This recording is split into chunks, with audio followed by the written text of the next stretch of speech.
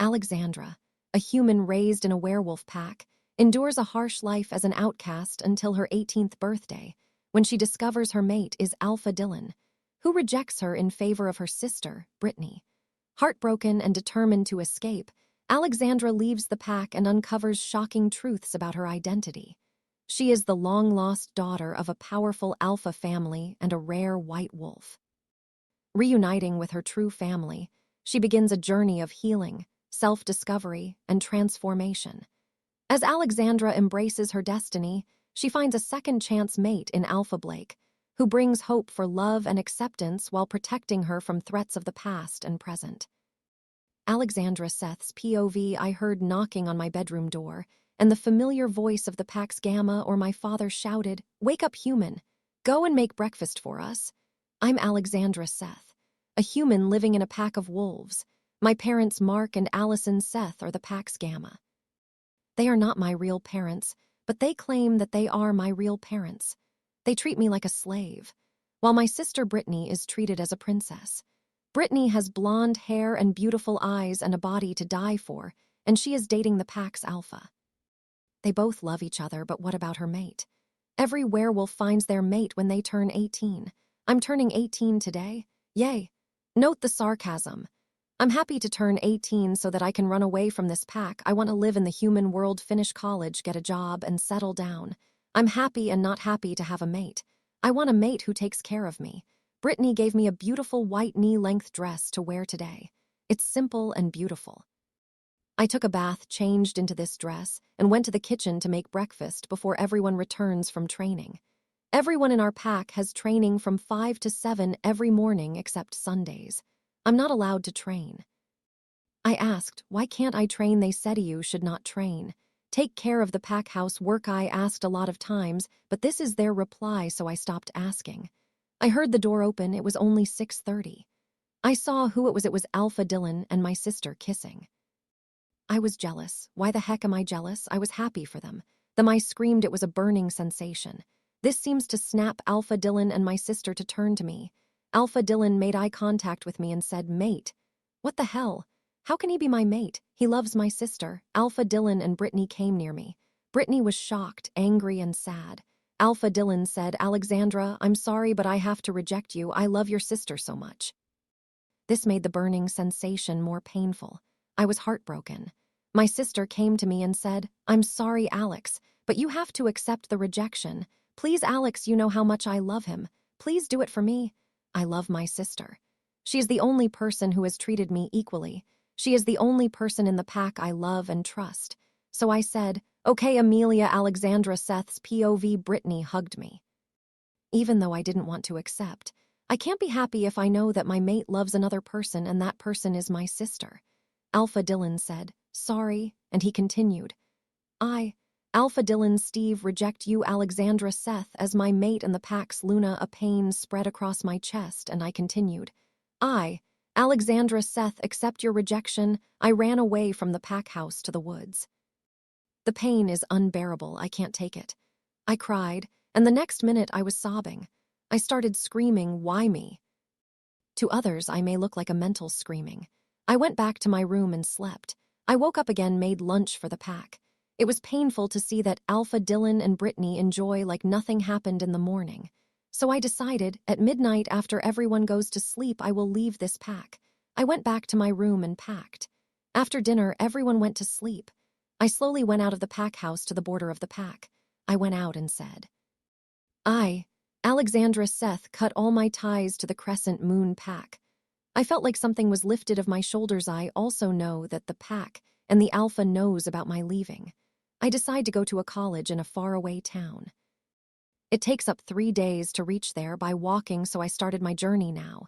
Amelia Alexandra Seth's POV, you know, sometimes you feel like you forgot something important. That's how I feel now. It's been 4 days since I left my pack. I know, I said that I will reach the human town in 3 days, but the truth is I didn't reach. The map I had was an early 20th century map.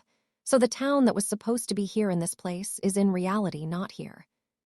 You know what is here. Only the ruins of the towns are here. I've walking for 4 days and there is no bus or car here. Not even a human or a werewolf is here. I sat down on a big stone and started eating the last food that is chocolate I have.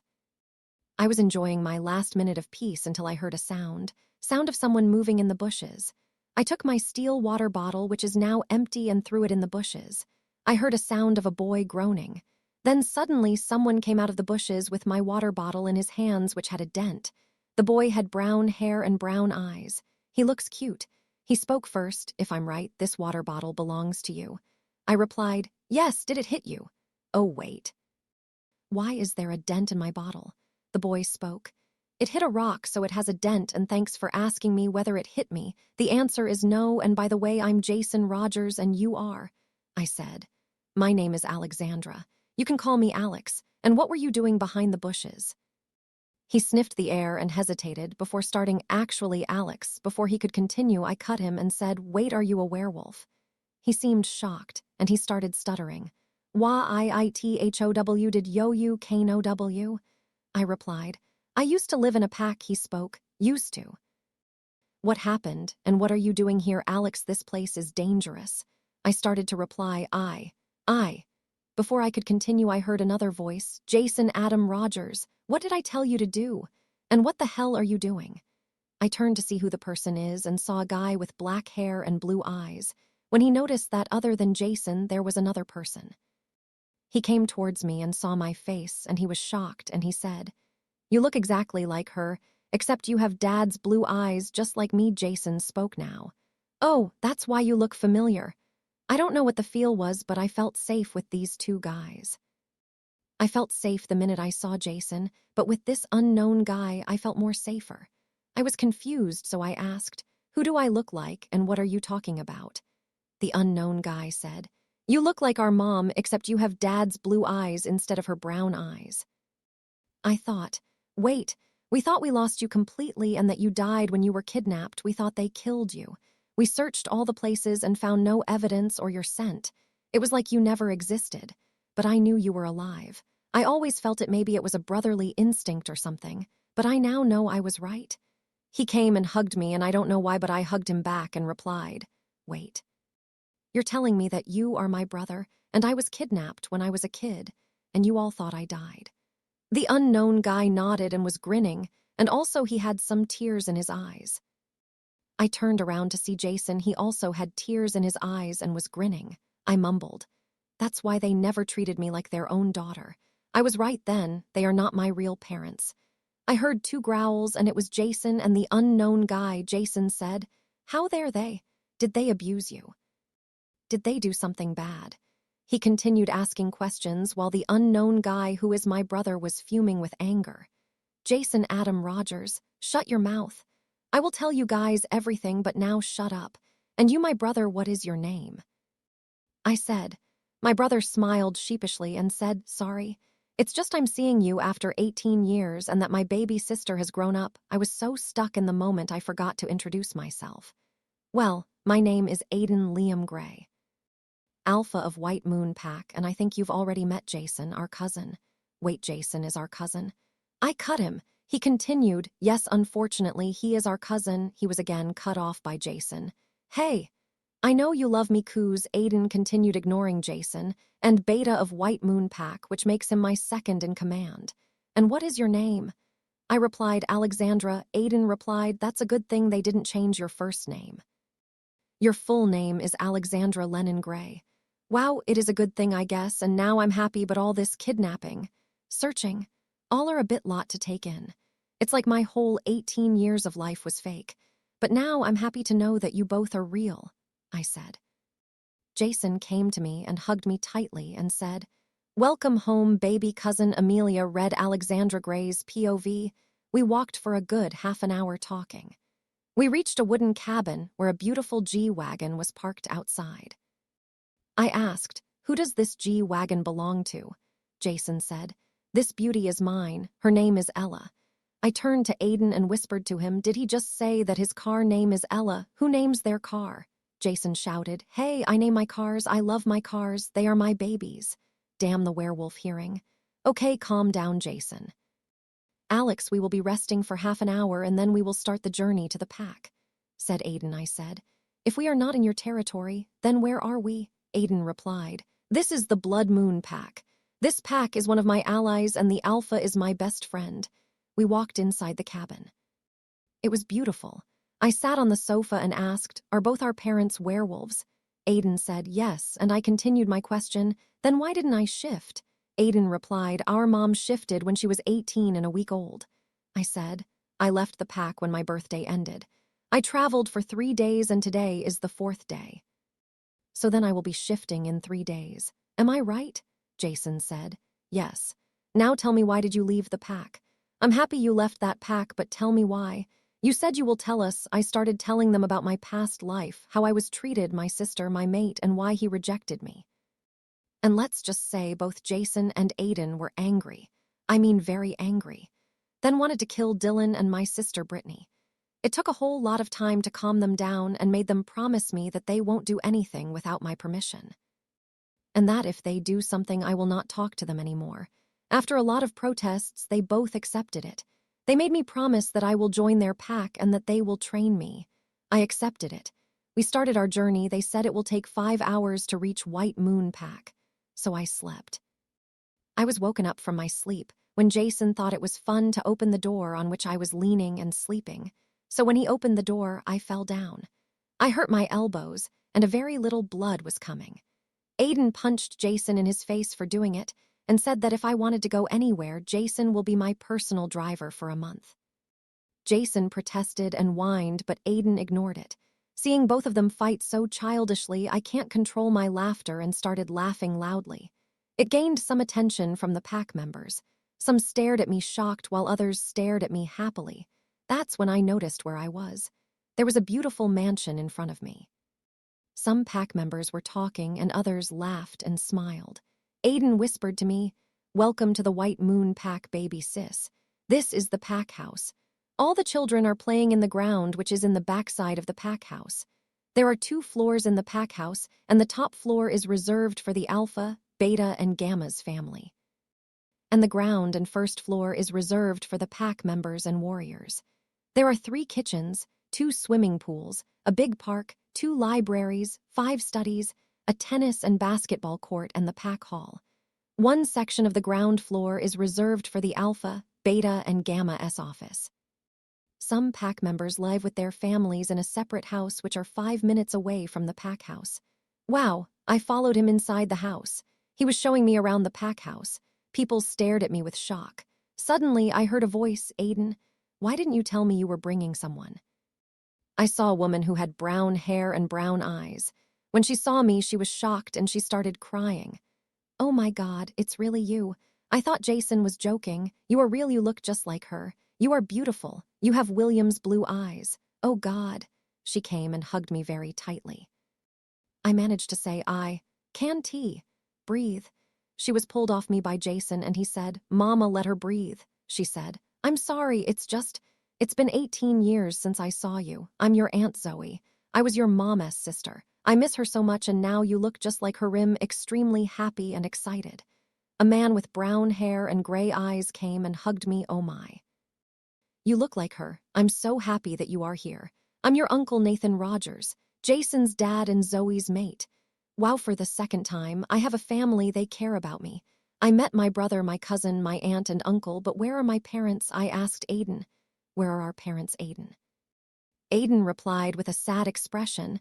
They both died 8 years ago in a car accident. I'll show you their photos and I'll show you to your room. Jason has already left your luggage in your room. Uncle and Aunt, please inform the pack about Lex. She will shift in 3 days, just like Mom shifted a week after her 18th birthday. She will join the pack the next day after she shifts. Jason, go and find where Drew is. We went to the 2nd floor and after 5 to 6 doors, he opened a door. The room was gorgeous. It had a walk-in closet and my own bathroom. After that, Aiden brought some photos from his room. It was a man who looked like an older version of Aiden and a woman who looked like me but with brown eyes. They are my parents. We talked about them, how much they wanted to find me, how they took care of me before I was kidnapped, how they took care of the pack. I fell asleep after eating dinner with Aiden talking. I felt a soft material on top of me. I opened my eyes and stared into Aiden's blue eyes.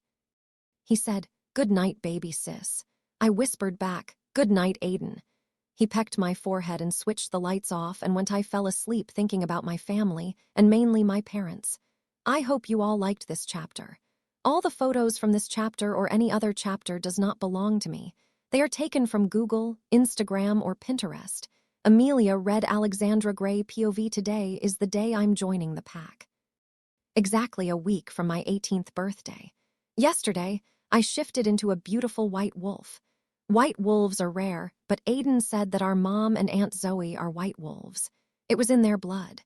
Aunt Zoe said that a few centuries ago the moon goddess blessed our bloodline, saying that every female born in this bloodline will be a white wolf. Aunt Zoe also said that she does not know why the moon goddess blessed our bloodline, but she said that our ancestors helped the moon goddess. In return, the moon goddess blessed us. Now I'm getting ready for the ceremony. It's 3 o'clock in the afternoon. The ceremony starts at 5. I have 2 hours to get ready. Aunt Zoe said she wants to do my makeup. I took a bath and wore my robe. After an hour and a half, I changed into my dress. I put on the heels and went to see myself in the mirror. I was wearing a high-low white and rose-colored dress and white heels, and my makeup was natural. While I was in Crescent Moon, I never attended any ceremony. I was always a maid there, so I never had chance to dress up. I turned around and saw Aunt Zoe in a beautiful knee-length red-colored dress. "You look beautiful, Auntie," I said. She said, "Thank you, sweetheart. You look gorgeous in that dress of yours." I'm proud that my hard work really paid. Aunt Zoe did Alex's makeup and hairstyle, so she is proud that Alex looked beautiful. "Now come on, Alex, the boys are waiting downstairs." I blushed at her compliment and followed her. I walked down the stairs. Aiden, Jason, Uncle Nathan, and a guy and a beautiful girl dressed in a blue-colored dress were standing at the sound of our heels. They turned up. Aiden came towards me and said, "You look beautiful, sis." "Auntie, you too look beautiful." I blushed. Ad said, "Thank you, Aid." Jason came to me. "Wow, sis. Mom really did a good work. Now I want you to meet the Pax Gamma and my best friend Andrew, or in short, Drew, and his mate Sophie." Andrew said. "Jason," I said, "I'll introduce myself, okay?" "Alex," as he introduced, "I'm Drew, and this is my beautiful mate Sophie. It was pleasure to finally meet you. I was at Sophie's parents' house, which is in another pack, and I returned just 3 HRS before, so that's why I was not able to meet you when you came." I replied, "It's okay. At least I finally got to meet the Gamma and his mate." Sophie came and hugged me. "At last I have a girl of my age to talk. You know, with these 3 I can never talk about fashion, boys, and other girls' stuff. Now I have you, you are going to be my bestie." I replied, "Of course. I never had a best friend to talk about my problems. But now I have you." And I found out me and Sophie have a lot in common. After talking for some time, we went to the pack hall. There were more than 200 people here. I asked Aiden in a whisper, "How many people are there in this pack?" He smiled and replied, 350. "Now come, let's start the ceremony." After the rituals got over, many people came and introduced themselves to me. Many hugged me and many told that I looked like my mom. It was now 10 o'clock at night. Everyone finished our dinner and was talking. Someone tapped my shoulder. I turned around and saw no one. It was weird. Then again someone tapped. The next instant I smacked them. The person was none other than Jason. "Jason, why are you doing this? If you want to talk, you can come and talk. Why are you tapping and going?" I asked. Jason replied, "What? I just now tapped your shoulder asking whether you want a drink." "I didn't tap your shoulder before." I asked. "Then who would it be?" "Now leave it, let's enjoy." Jason too agreed, and we both went inside and danced, talked, and a few minutes later Aiden, Sophie, and Drew joined. After dancing some more, I changed into my pajama and went to bed. Suddenly, I felt a pain in my neck, the place where my mark would be. I started screaming. I heard my bedroom door opening. "Alex, are you all right?" I heard the voice of Aiden. Then I heard Jason's voice. I mind-linked the pack doctor, she would be here. I heard a female voice now. "Alex. I'm Emma, the pack doctor. Now tell me, where is it paining?" I tried to speak, but a scream escaped my mouth. I lifted my hand to the place where my mark will be. She spoke now. "Have you found your mate?" Instead of me, Aiden spoke. "She found her mate," Jason continued. "But that as ****** rejected her. From their voice I can tell that they both were angry." Now I heard Uncle Nathan and Aunt Zoe voice. "What?" I heard Drew's voice now. What is happening to her, Doc?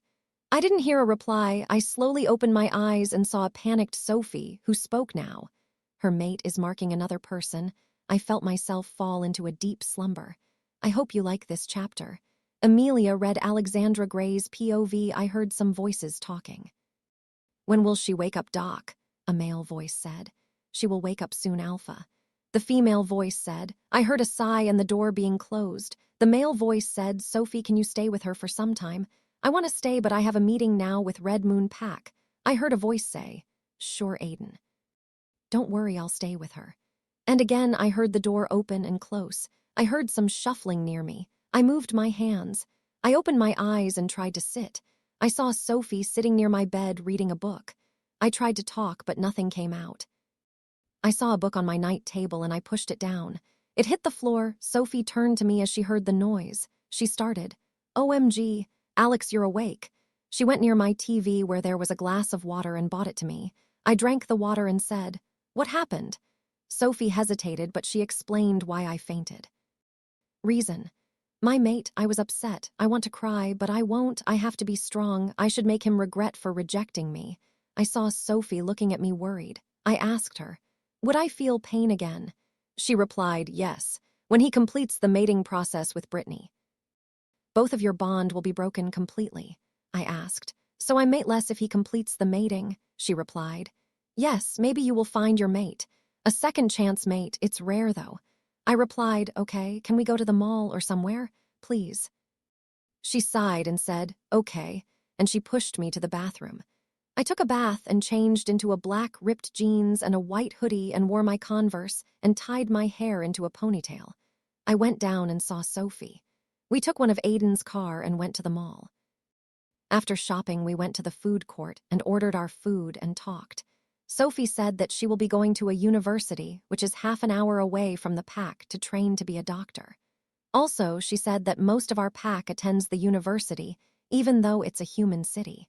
It seems like Aiden has said some rules to be followed while we are in human city. Also, that Aiden and Jason are attending online classes instead of going to university.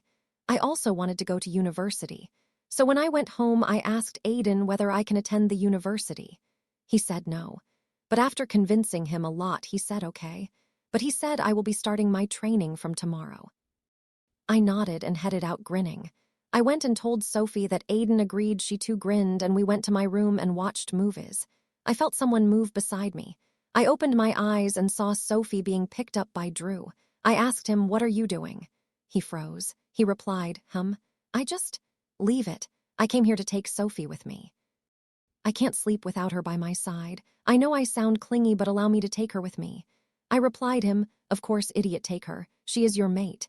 He smiled at me and said, good night, Alex. Sleep tight, sis. With that, he closed the door and went. I heard a voice now. Hey, Alexandra. What the hell? Who is it? I asked. I'm your wolf, Alexandra. My name is Ava. I was not able to contact you before was cause I myself was broken from the rejection, and after the pain yesterday as our mate marked someone.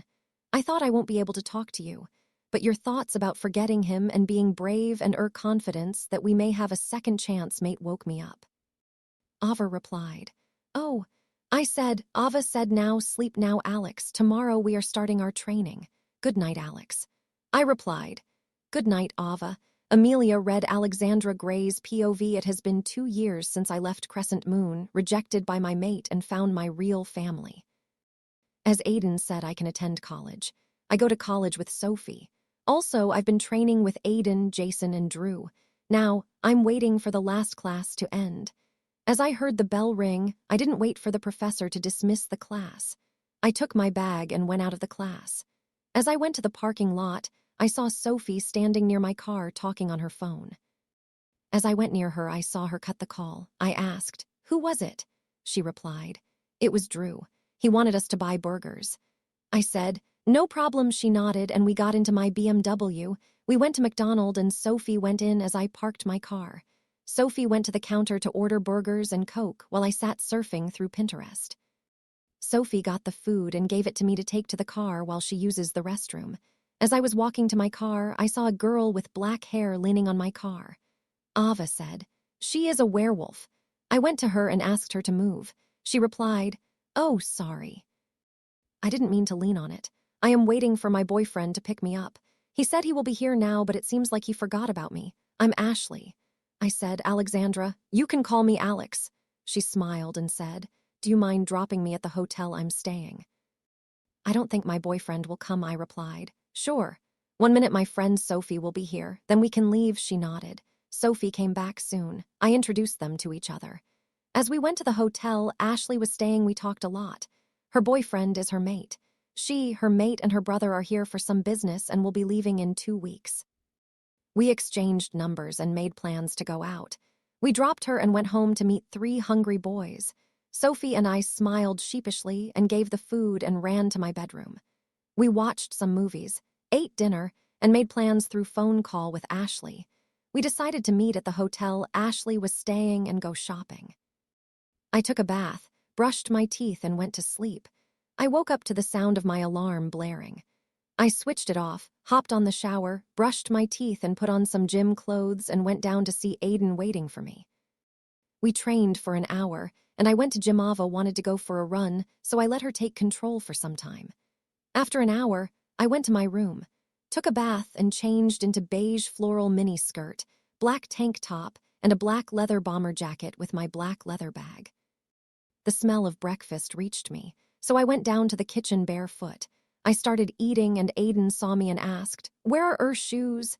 I pretended to think for some time and replied, "I forgot." He playfully glared at me. I smiled and went to my room and put on my black ankle-length stilettos. I went downstairs waiting for Sophie. Jason came near me, looked at me, and said, "Where are you going?" I replied, "Shopping." He asked, "With who?"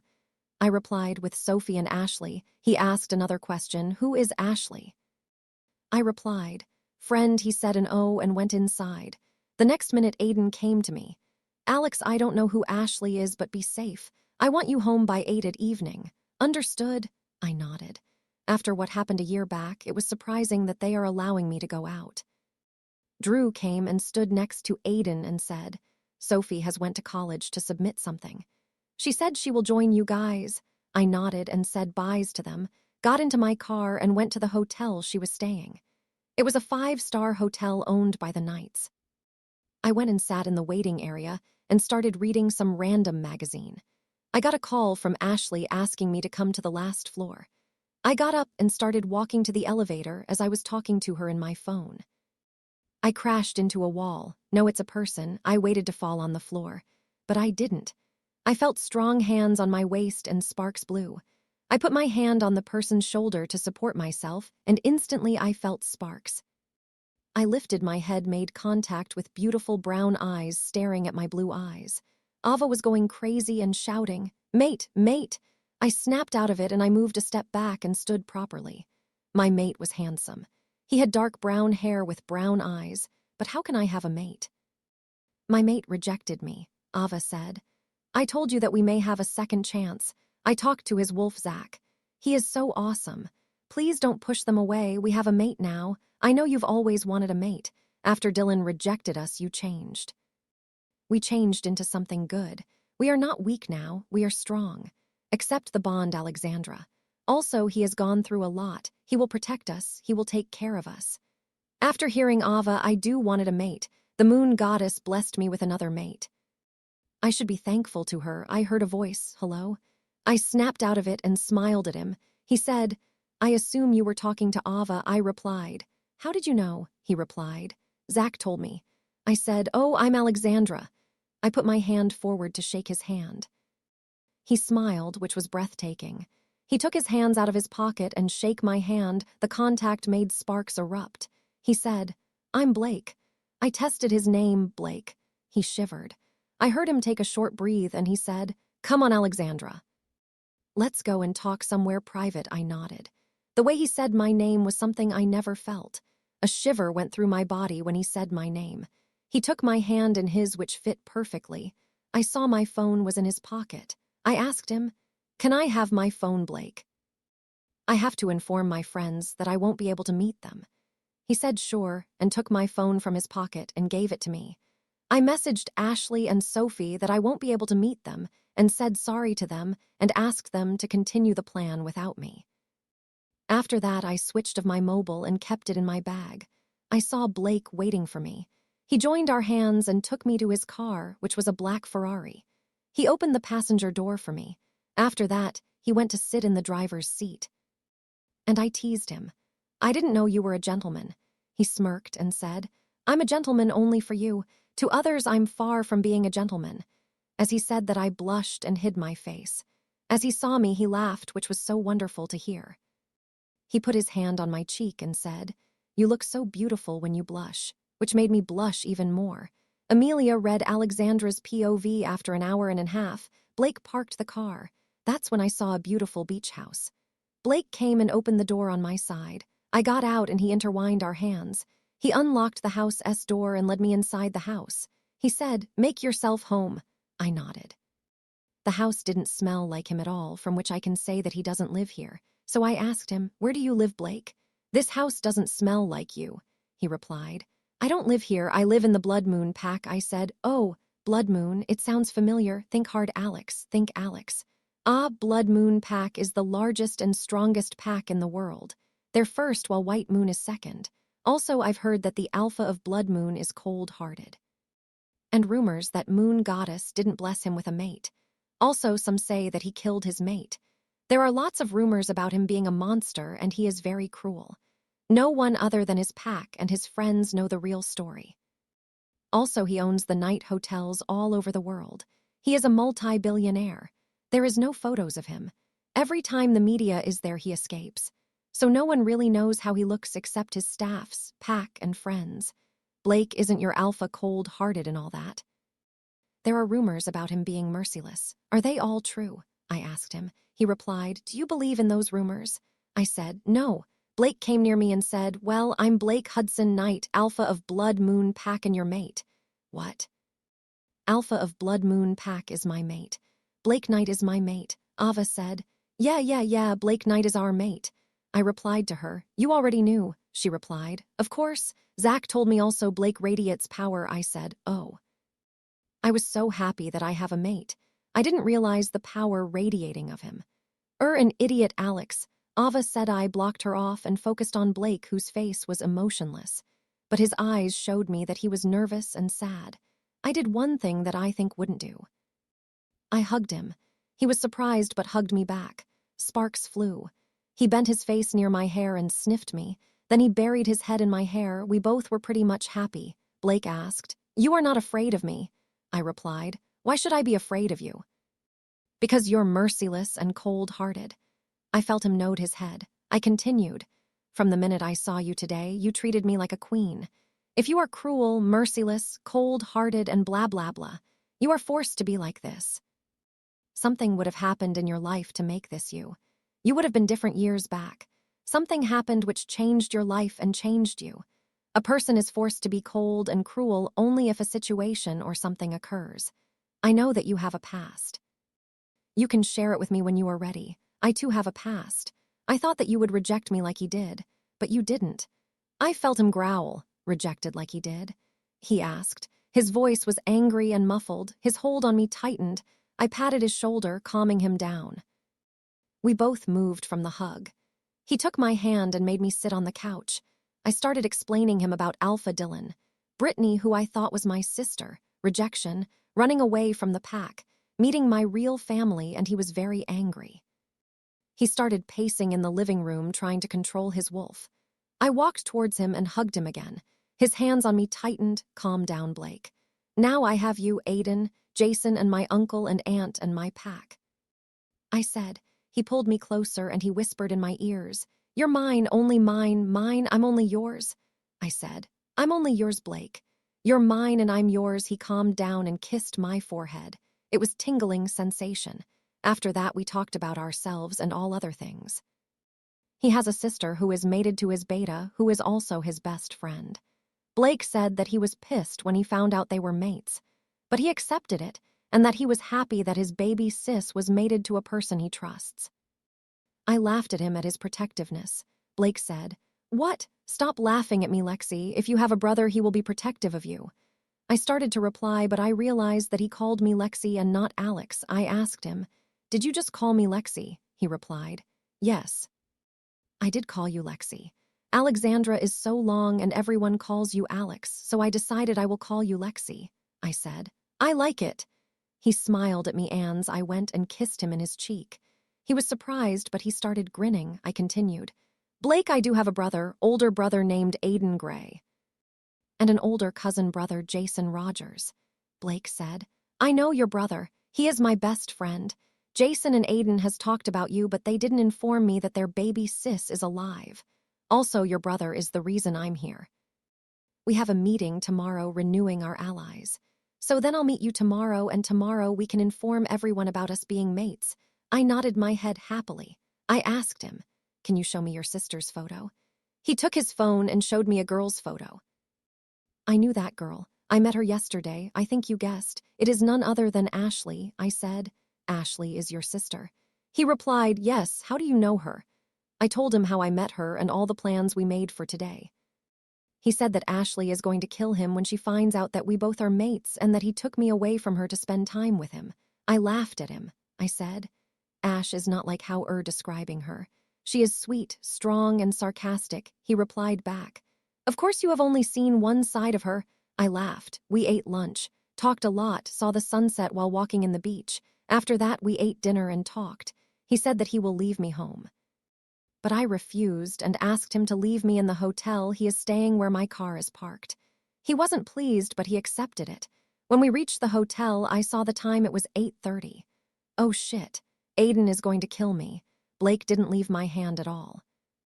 I said to him, Blake, come on, leave me, I have to go. Aiden will kill me also. Ashley may see us. We will tell them tomorrow, remember.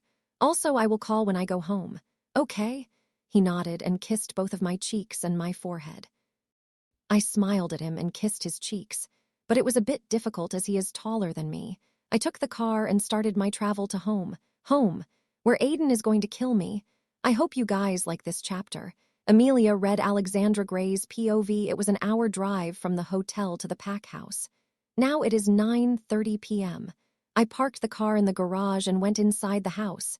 It was silent. I saw that there was no one in the living room.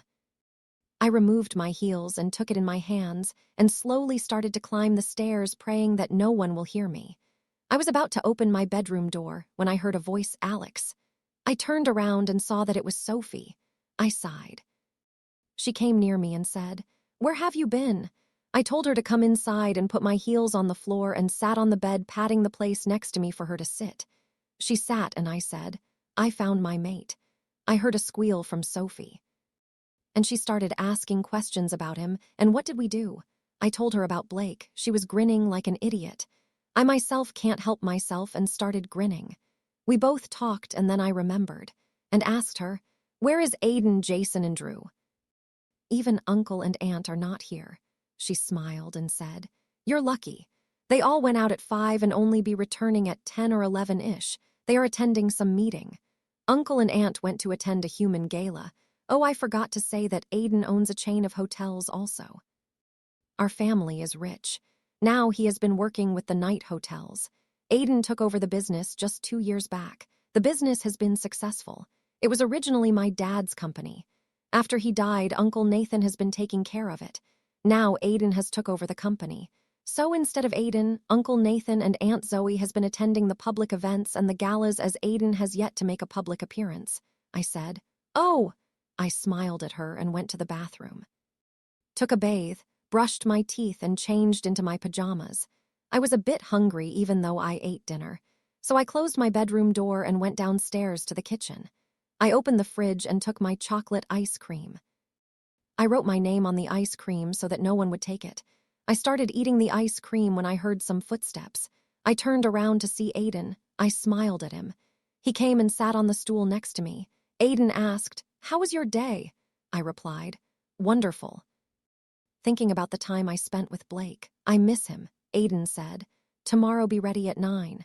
The Blood Moon Pack is coming here to renew the alliance. I nodded my head and smiled at him and asked, How was your day? He replied, Exhausting. He was cut off by Jason's voice.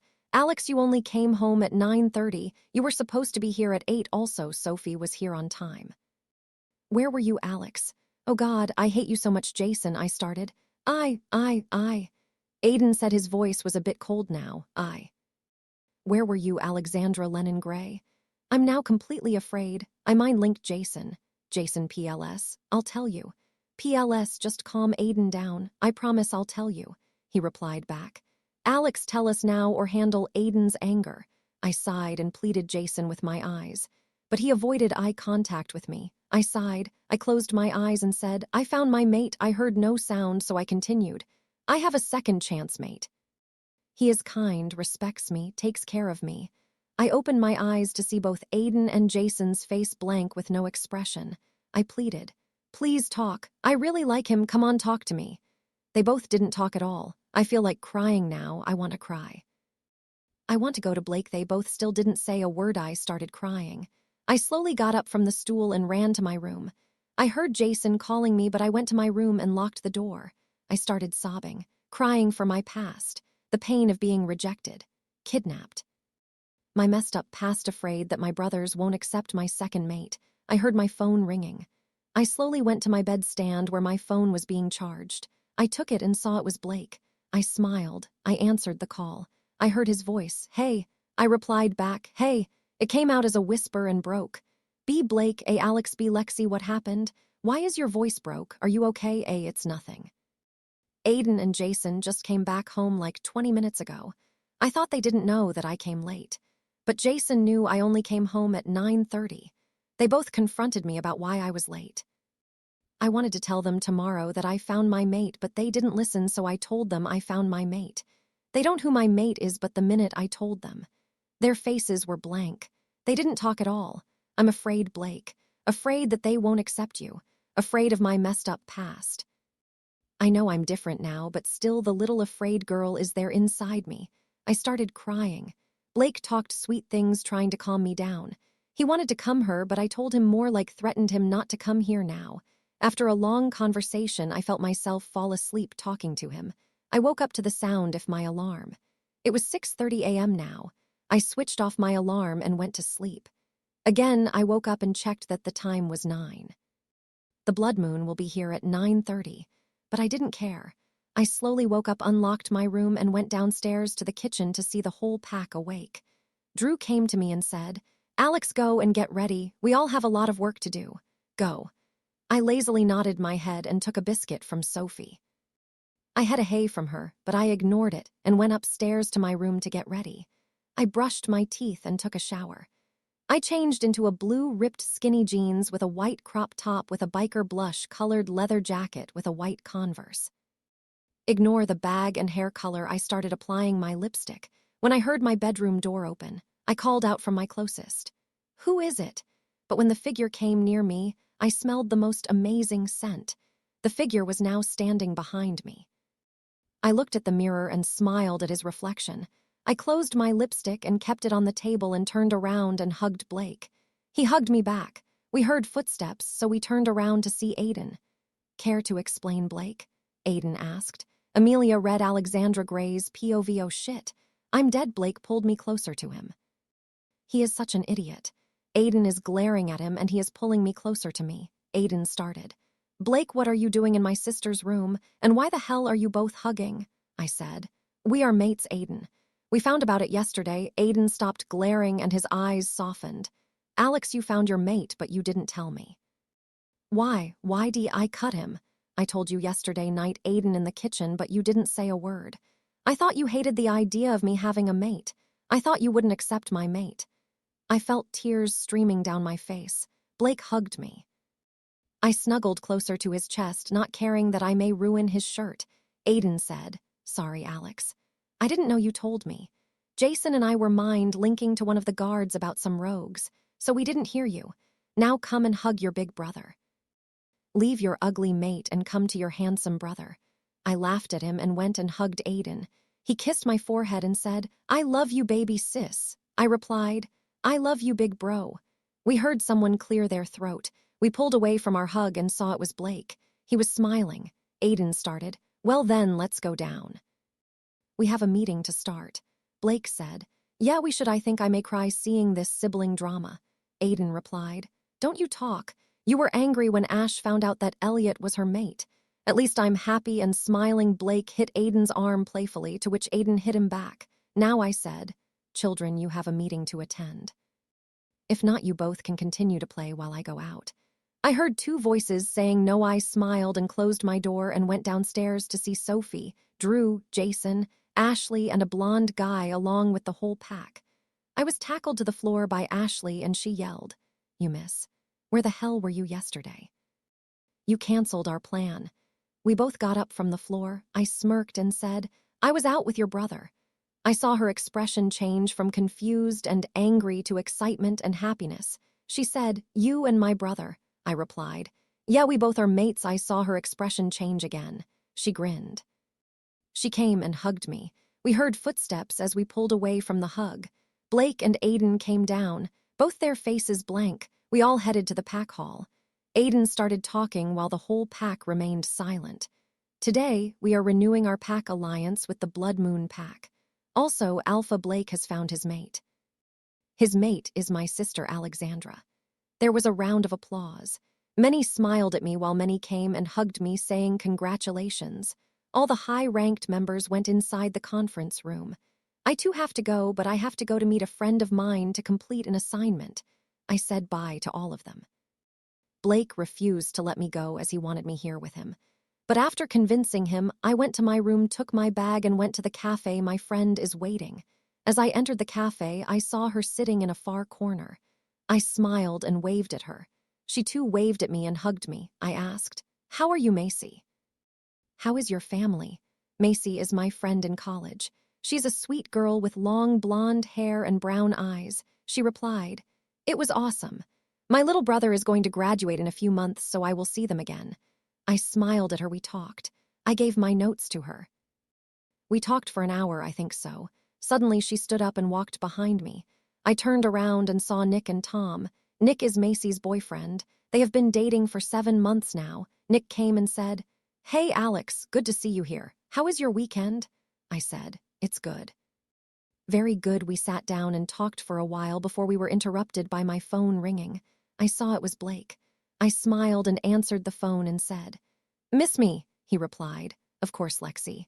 "Where are you? Did you eat your lunch? I'll come and pick you up." I replied, "I'm at a cafe." "Yes, I ate my lunch." "No need, I bought my car." He said, "Okay, but I am already on my way to see you, so I'll see you. Bye." I smiled as I cut the call. I looked up and saw all of them, that is Macy, Nick, and Tom, staring at me. I said, "What?" Tom replied, "Nothing, so still you don't have a boyfriend. Come on a date with me, Alex." I replied, "No, Tom. I have a boyfriend." Tom replied, "You are still lying, you know. You don't have a boyfriend." Macy started, "Leave her alone, Tom." Tom said again, "She doesn't have a boyfriend. So Alex, will you go on a date with me?" Before I could reject his offer, I felt hands wrapping around my waist, making sparks fly. I knew who it was. I said, "Blake," he replied. "Lexi." He then turned towards Tom and said, "She said she has a boyfriend, so leave her alone." I can see Blake's fists clenched, so I took my hands and intertwined with his. I can feel him relax. Tom, who was now a bit angry, questioned Blake, "Who the hell are you? And take your hands off her." "Oh boy, he just ordered an alpha. Alphas don't like when they are commanded." Blake was now fuming with anger and said, his voice cold as ice, "Listen here, I'm Alexandra's boyfriend. If you don't stay away from her, you will be dead." His alpha voice made everyone here put their heads down. I'm extremely sorry for the late update. I've been busy with school. Also, I have exams coming next week. I'll try to update as soon as possible. Amelia Alexandra Gray's POV, this situation is going out of control. I have to get Blake out of here. I turned around and faced Blake, went on my tiptoes and whispered near his ear, "Blake, please. Control your anger. They are humans. They don't know about me being your mate. I'm yours only, Blake. Come on, let's go." Blake was still angry. I said, "I'll see you guys later. Now I have to go." "Macy, I'll see you in college," she nodded. Nick was calm, while Tom was fuming with anger. Before the situation goes out of control, pulled Blake out with me. I asked for his car keys. He have it. I went to the driver's seat and sat and started the car. Blake entered the car and sat in the passenger's seat. I started driving to my favorite place. Blake was silent all the way. I heard my phone ringing. It was Aiden. I was about to answer it. Blake said, Don't talk in the phone while you're driving. I asked him to put it on speaker. I said, Hey, Aiden. Alex, is Blake with you, Alexandra? Yes. Why, Aiden, is it on speaker? And are you driving, Alexandra? Yeah, Aiden. Park the car. I parked the car near a tree. Aiden, you parked, Alexandra. Yeah, Aiden. Blake, I got a phone call from your gamma. He said he was not able to reach you. It seems like they have caught a rogue who wants to speak to you about AL and that he has information about her whereabouts. Blake was now alert. His eyes were changing to black. Before I could talk, Blake said, Aiden, ask Ashley and Elliot to start packing their bags. We are leaving tomorrow morning, Aiden replied. Okay, the call was cut. I was about to ask a question to Blake, but he stopped me. Please, Lexi, don't ask any questions. But I have to go home tomorrow. He changed seats with me so that he was driving. I just stared out of the window. Many thoughts were in the mind. Will Blake leave me? I don't know what I will do if he is not with me.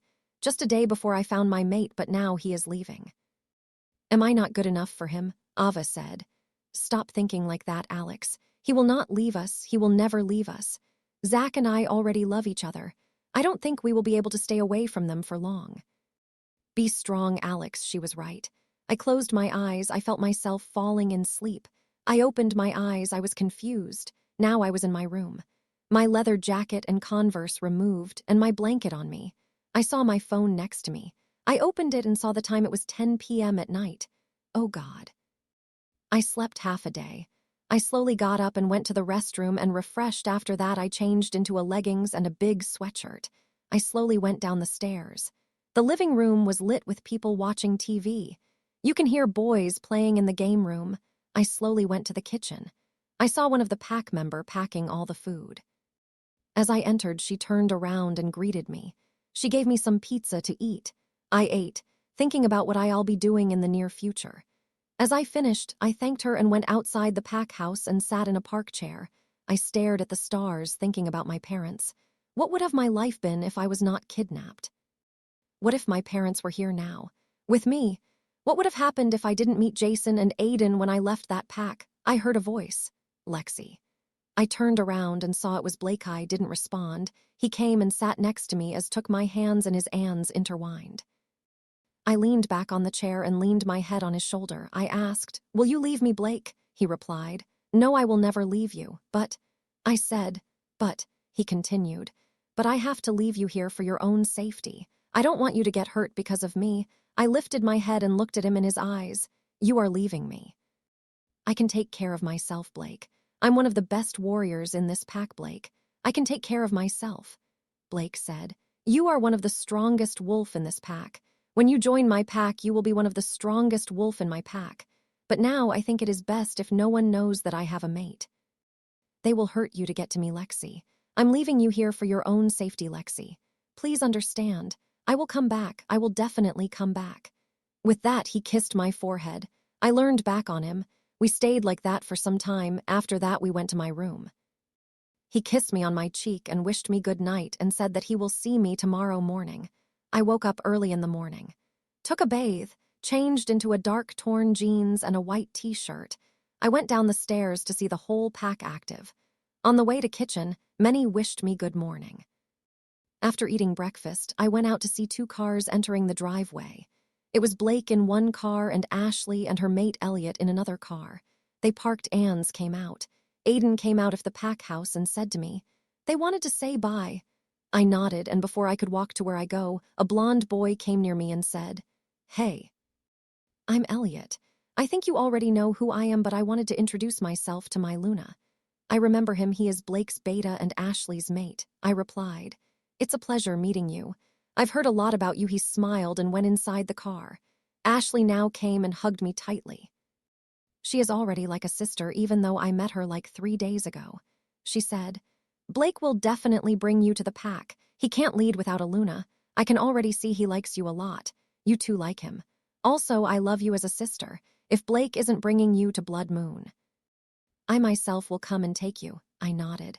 After she hugged me one more time, Blake came near me. I hugged him so tightly, he held me tightly. He whispered, I will come back, Lexi, I promise you. You are my mate, the Luna of Blood Moon Pack, a white wolf and one of the strongest wolf. You are an alpha's mate, always remember it. Lexi, I will definitely come back for you. With that, he kissed my forehead and cheeks. I didn't notice the tears streaming down my face. He said, "Please don't cry, Lexi." He wiped my tears and kissed my forehead again. He said bye to Aiden, Jason, and Drew. He hugged me one more time and went to his car. I waved at him. I waited there, still his car was out of my sight. Jason asked, "So, anyone want to watch some movies?" There was a chorus, a yes. He asked, "Alex?" I said, "Yeah, I'm coming." "I want popcorn." Amelia read Alexandra Gray's POV. It has just been a week and I already miss Blake. Ava too misses Zach. I miss being in his arm. It's just lunch break, but I want go home. So I decided to bunk the rest of the day. I went home and saw that Aiden and Jason not home. I heard Drew speaking in the phone. I went near him. He turned around and frowned. He cut the call and asked, "What are you doing here? Aren't you supposed to be in college?" I said, I was not feeling well, so I came home." I avoided eye contact with him. He asked, "You miss him, don't you?" I nodded my head. He said, "Go to your room and rest. Aiden and Jason will be back at 7. Sophie and I are going to visit her parents. We will be back in 3 days." "Okay, take rest, he will be back." I nodded my head and hugged him. He is like a brother to me, and Sophie is like a sister to me. They both have helped me these past 2 years. I will forever be thankful to them. After that, I went to my room. I lazily fell on my bed and turned on a random channel and slept. I woke up at 6, used the restroom, and went downstairs. The pack house was active. They were celebrating Tina's birthday. She turned 18 today. She is a very good friend of me. I went down and wished her and hugged her. Gave her a gift I bought for her. She was about to say something when she said, "Mate." I turned around and saw Jason. He also said mate. Wonderful. They both were mates. Jason, my cousin, found his mate. I moved away to a corner and smiled at them. They both hugged each other. Aiden went and wished them, and many pack members also did. Aiden came and stood next to me and whispered, "Come with me, Alex. I have a surprise for you." I followed him, and we went outside the pack house and reached the driveway. At a distance, I saw a car. It was coming in our direction. The car came and parked next to us. The person driving came out of the car. By the smell of the person, I knew who it was. I shouted, "Blake!" I ran and hugged him, my legs wrapped around his waist. Before we both fell down, Blake balanced us and hugged me back. He whispered, "God, Lexi, you are very strong." "I missed you so much," I said back. "I missed you too."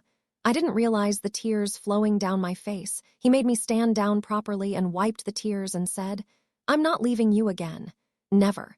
Before he could say anything, we heard someone clear their throat. It was Aiden. "Before you get more lovey-dovey." I can't see it anymore. My little sister and my best friend being lovey-dovey. Moon goddess. I went and hugged Aiden and said, "Thank you so much, 80 Bear." He said back, "Alex, I saw how much unhappy you were. Also, when I called him to see how he was. He said, 'Aiden, I can't stay away from her.' I thought it was best to protect her. But I can't do it anymore. I am coming tomorrow. Don't tell her." These were his exact words. No need to thank me. A brother will always do anything to make his sister happy. I kissed his cheek. We all went inside the pack house. I didn't realize that the time was now 8. We all went and ate dinner. Blake went and wished Jason and Tina, then joined us. Alexandra Gray's POV, Lexi, wake up, Alexandra. Wake up. I opened my eyes and stared at a set of brown eyes. I said, "Blake, what happened?" He smiled and replied, "Nothing happened. Now come, let's have dinner." We are in the pack territory. It will at least take an hour to reach the pack house. I said an O and got out of the car. I saw a diner in front of me. I went inside. It sat in a sofa near the window. Blake came and sat opposite of me. We both ordered. I asked Blake, "Tell me about your pack." He said, "Well, my pack is Blood Moon Pack. I'm the alpha and Elliot is the beta, with Ash being the beta female. Nate is the gamma. His mate is Nina. He found her a month ago when we were visiting Silver Pack. Then, everyone trains every day except children below 10 years, pregnant women, and people above the age of 60. But it depends, as some old men want to train, so we don't force them to train. The waiter came and gave our food. Blake continued, "Everyone live in the pack house except some who want their privacy, so they move into one of the houses that is a 2-minute walk from the pack house. The alpha, Beta and Gamma stay in the top floor. In the first floor is filled with pack warriors, pack members. In the ground floor, we have the kitchen and living room. Next to this, we have a small mansion where there is a gym, library, games room along with the Alpha, Beta and Gamma's office. I asked him, Pack Hospital. He replied, "It is a 5-min walk from the pack house." I said, "Oh, okay." I was about to ask him another question. His phone started ringing. He attended the call and started speaking. "I will be there tomorrow morning." "Yes, I will attend the meeting myself." "No." He cut the call and sighed. I saw the time and it was 10 o'clock at night. We heard some laughter outside and saw some teenage boys. I smelled the air and they were werewolves. They were not rogues, but there were humans also in that group. I went outside and waited near the car. The boys were standing near car. I just hugged myself and waited for Blake. One of the human looked around and saw me. He smirked. He turned towards me and said, gaining attention from all of his friends, "What is a beautiful girl like you doing all alone here?" I chose to ignore him. I moved away and stood, but he still came near me. I tucked my loose hair behind my ear and said, "Waiting for my boyfriend." Before he can ask question, a blonde-haired boy who is a werewolf stopped him.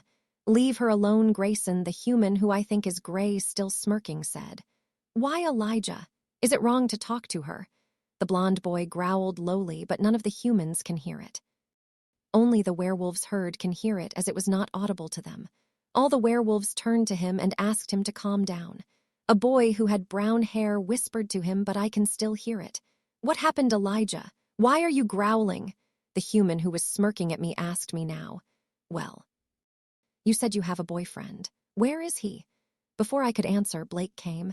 He came near me and said, "Any problem, Lexi?" I said, "No, no problem." He saw who all were here around us. I saw that all the werewolves' face showed fear and all of them were trying to silently go. Alexandra Gray's POV. I heard my alarm ringing. I slowly reached for it and switched it off. It was 6 o'clock in the morning. I woke up and looked around. I saw Blake peacefully sleeping on the couch with his blanket down. I walked near him and took the blanket and put it on him with that. I kissed his cheek. I saw him stir. I don't want to wake him up, so I silently walked near the closet, took my outfit for the day, and went inside the bathroom to get ready.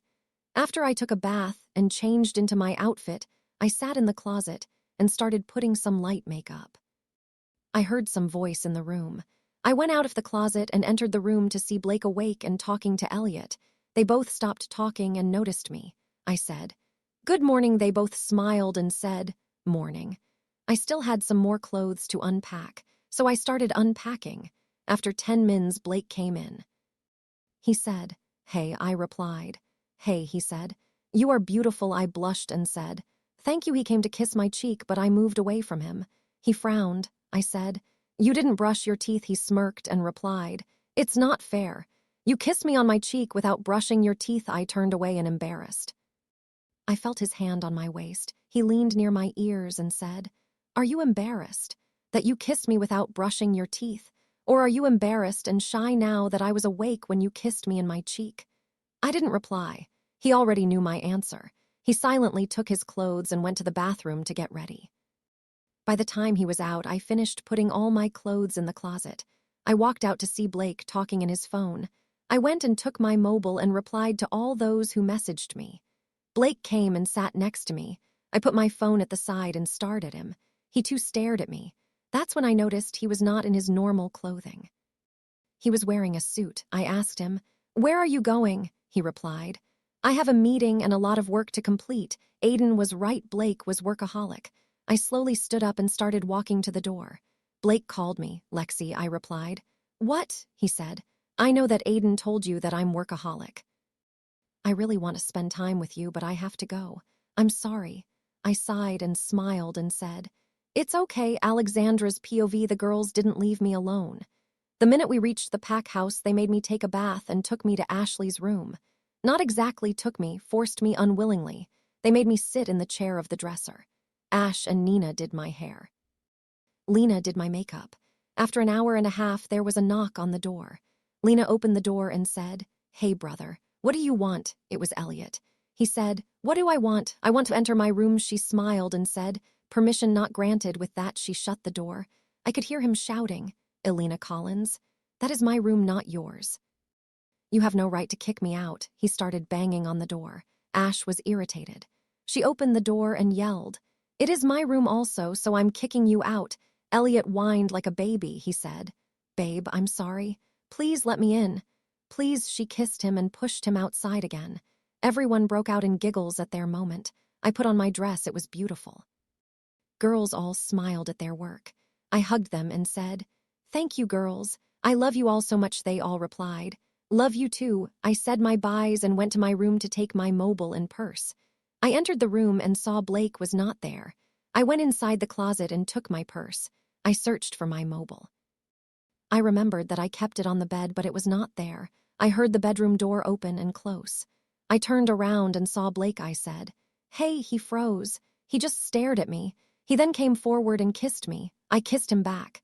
It was sweet and short. He whispered near my ear. "You look stunning, Lexi," I said. "Thank you," he replied. "Well, then come on, let's go. I want to introduce you to the pack, and your joining ceremony is taking place today. So now come," I asked him. "Okay. But did you see my mobile?" He took my mobile out of his pocket and gave it to me. I asked, "Why are you having my mobile?" He replied, "Aiden called." You were not in the room, so I answered. Alexandra's POV, I heard the sound of Blake's phone ringing. I groaned and moved closer to my comfort. I felt hands tighten on my waist. That's when I realized where I was. I was in Blake's room, sleeping in his bed with him. His hands around my waist. I opened my eyes and saw a pair of brown eyes staring at my blue eyes. I whispered, "Hey," he replied. Hi, our moment was broke by the ringing of his phone. Blake unwrapped his hands around my waist and took his phone. He answered it. "What do you want, Elliot? It's freaking 3:30 in the morning." I heard Elliot say something. Blake replied, "I blocked their numbers," he said a few yes. He then said, "I want them both in my office at 11 in the morning. Good night." He put his phone in the side and stared at me. I asked him, "What happened?" It was like he knew this will happen or he is used to this. He sighed and replied, "Elijah and Felix are in jail again." "For shoplifting," he groaned. I caressed his cheeks. He wrapped his arms around me again. I asked, "Shoplifting?" Blake replied, "Yes, they actually don't steal anything, but getting caught for shoplifting. This is like the 10th time in 6 months." I said, "Well, can I talk to both of them tomorrow?" Blake replied, "Okay." With that, he switched off the light. I snuggled closer to him and slept. I woke up again to find the bed empty. I went to my room, took a bath, and changed into an outfit, put my hair into a bun as I felt like it was disturbing.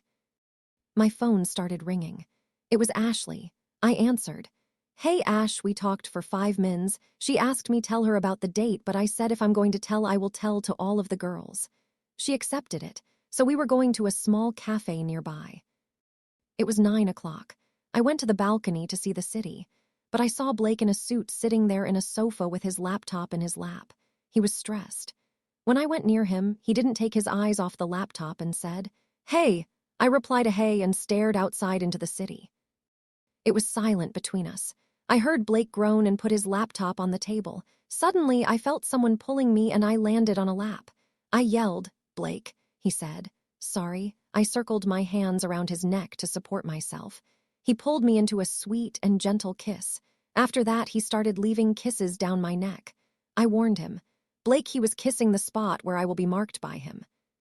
His hands tightened around my waist and I turned away to see somewhere else, but it gave Blake more access to my neck.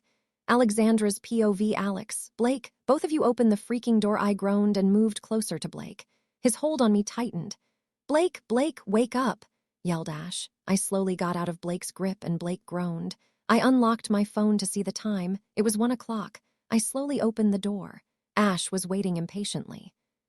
Today she and Elliot are on patrolling duty with the other guards, so they were awake. I asked, "What the hell, Ash? It's 1 in the morning." She ignored me. She entered the room and looked at Blake and said, "Aiden called.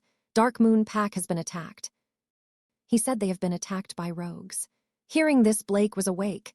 He pulled on a t-shirt lying on the floor. Pulling it over, he ordered, "Ash, I want you and Elliot in my office. Also wake Nate, now." He went out of the room. Ash was still here. I called, "Ash, what is happening?"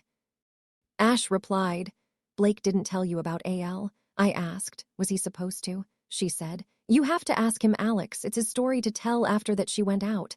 I slowly went down to Blake's office. He was talking on the phone, walking around the office. I don't care, Landon. He yelled. After a few seconds, he yelled again. You should know who would have attacked. After a minute, he spoke a bit calmly now. You are an alpha. You know that we can't just blame them. We need solid evidence. He then asked in the phone, when? 7. Evening. He then cut the call. He was so frustrated. He ran his hand through his hair. He then turned around and saw me. He just came forward and hugged me. I didn't ask him any questions. He buried his head in my neck, calming himself. He whispered, "Thank you," I didn't reply him. I just pulled away from the hug and intertwined my fingers with him and pulled him with me to our room. I pushed him to sit on the sofa and sat opposite to him. He again ran his hand through his hair and sighed. He said, I know that you have a lot of questions. But just listen, okay? I nodded. He started. I have an older sister, Alana Lily Knight. We call her AL. She was the girl everyone wanted to be, and every children wanted in a sister. She was the best older sister. She was supposed to be the alpha, but when she found her mate, she left. She was 18 when she found him. I was 15 at that time, and Ash was 13. She said she was going to bring us a gift and went out but never returned. The whole pack was a mess. No one knew whether she was kidnapped or dead. I was forced to look after the pack. We survived for 3 years. The pack elders, along with the warriors, they took care of the pack until I turned 18. After 18, I became the alpha. I sent search parties in search for AL, but no clue was found. When I turned 20, I got an anonymous letter. It was from AL. She said that she was safe. She has a mate, and that she knew that I will be the perfect alpha for the pack, so that's why she left. I wanted to forgive her for leaving us, but I can't. I sent more search parties for her. Alexandra's POV Ash hugged me and said, I'm so sorry, Alex. I thought he told you. He promised us he will tell us soon. God, I'm an idiot. I gave her a sad smile after we pulled off the hug. Ash, it's okay. Maybe he just wants to tell me later. It is not going to change anything. It was in his past. Every one of us have a past that they don't like to talk about. She smiled at me and said, he is very lucky to have you as his mate, Alex. With that, she left the room. I turned around and saw Blake. He was in his suit ready to go to his office. Staring at his face, I knew he heard everything. His eyes held regret and sadness. He came forward and held my hand. He said, I'm sorry, Lexi. I didn't feel like it was a right time to tell you. I know I'm making excuses. I'm sorry. I know you may not even forgive me. I cupped his cheeks. Blake. Calm down, okay? I forgive you. It was your past. I understand. You needed some kind of distraction. I understand, okay? He nodded and hugged me. He whispered in my ears. It was only for a year, Lexi. I was 17. I was feeling forced to take over the pack. My wolf was very angry with me. I stopped it when I turned 18, Lexi. I knew that if my mate found or I found her, she would not be happy with me. Ash and Elliot advised me. I was disgusted with myself. I pulled back from the hug and said, everyone has a way of dealing with pressure and sadness. I understand you, Blake. It was your past. I don't judge you by your past. I love who you are today. This is the real you. You have went through a lot at a young age. I love you, Blake. He smiled at me and replied, I love you too, Lexi. With that, he kissed me. This kiss was sweet, but it held a lot of our emotions. When we pulled away, he asked, so you're not mad at me? I grinned and said, I'm not. It's just. You didn't tell it to me. I have to hear it from your sister. When were you planning on telling me? After you marked me? After mating? He soon his head and said, I don't know. I don't want to stress you out today. I promise you, I planned on telling you tomorrow. I looked in his eyes. He was telling the truth. I said the one thing that was in my mind. Mark me, he asked me. Are you sure? I don't want to rush things with you. I said, are you going to mark me or not? He slowly kissed me and started leaving kisses on my neck. He found the right spot when I moaned. He sat down on the bed and pulled me to his lap. He kissed the place one more time, making me moan again, and I felt his canines. He slowly bit me. It was painful, but slowly turned to pleasure. I felt dizzy. Blake kissed my mark and kissed my lips and lifted me up and put the comforter on my body and kissed my forehead and said, the marking has made you tired. Sleep. When you wake up, call me. Okay, I nodded at him. He pecked my lips and said, "I love you," I replied. "I love you too." With that, I fell into deep slumber. When I woke up, I groaned and saw the time on my phone. It was 4 in the afternoon. There was a note on the table. Alexandra's POV. When we went down, I saw someone who I didn't expect. Aiden. I hugged him. I missed him so much.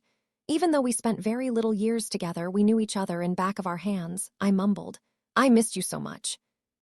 "Why didn't you tell me you were coming?" I hit him playfully. He said, "I missed you too, sis. I wanted it to be a surprise." I rolled my eyes at him. I asked him, "So, did you find your mate?" He shook his head. "Not yet." "You know that, right? You're the first person I will tell when I find her." I kissed his cheek and went back to Blake. But my mark was not unnoticed by my dear brother. He pretended like he never saw it. I rolled my eyes. Typical Aiden. The reservation was at 8. We were already late, so Blake said we can leave. But Alina has not come downstairs yet. Aiden said he will come with her as he has to change. We all agreed. The restaurant we had reservation was on the other side of the pack, so it took about half an hour. When we reached, the waiter took us to the private room. Entering the room, I saw a beautiful woman in her mid-20s. Her beautiful dark brown hair was tied up in a ponytail, eyes the same one as Blake's, while her blue dress reached below her knees. Next to her stood a man in his mid-20s with blonde hair and gray eyes. When she saw us, she grinned widely and hugged Blake and I. When she pulled away, she said, "Oh my, you look beautiful just like Blake described you."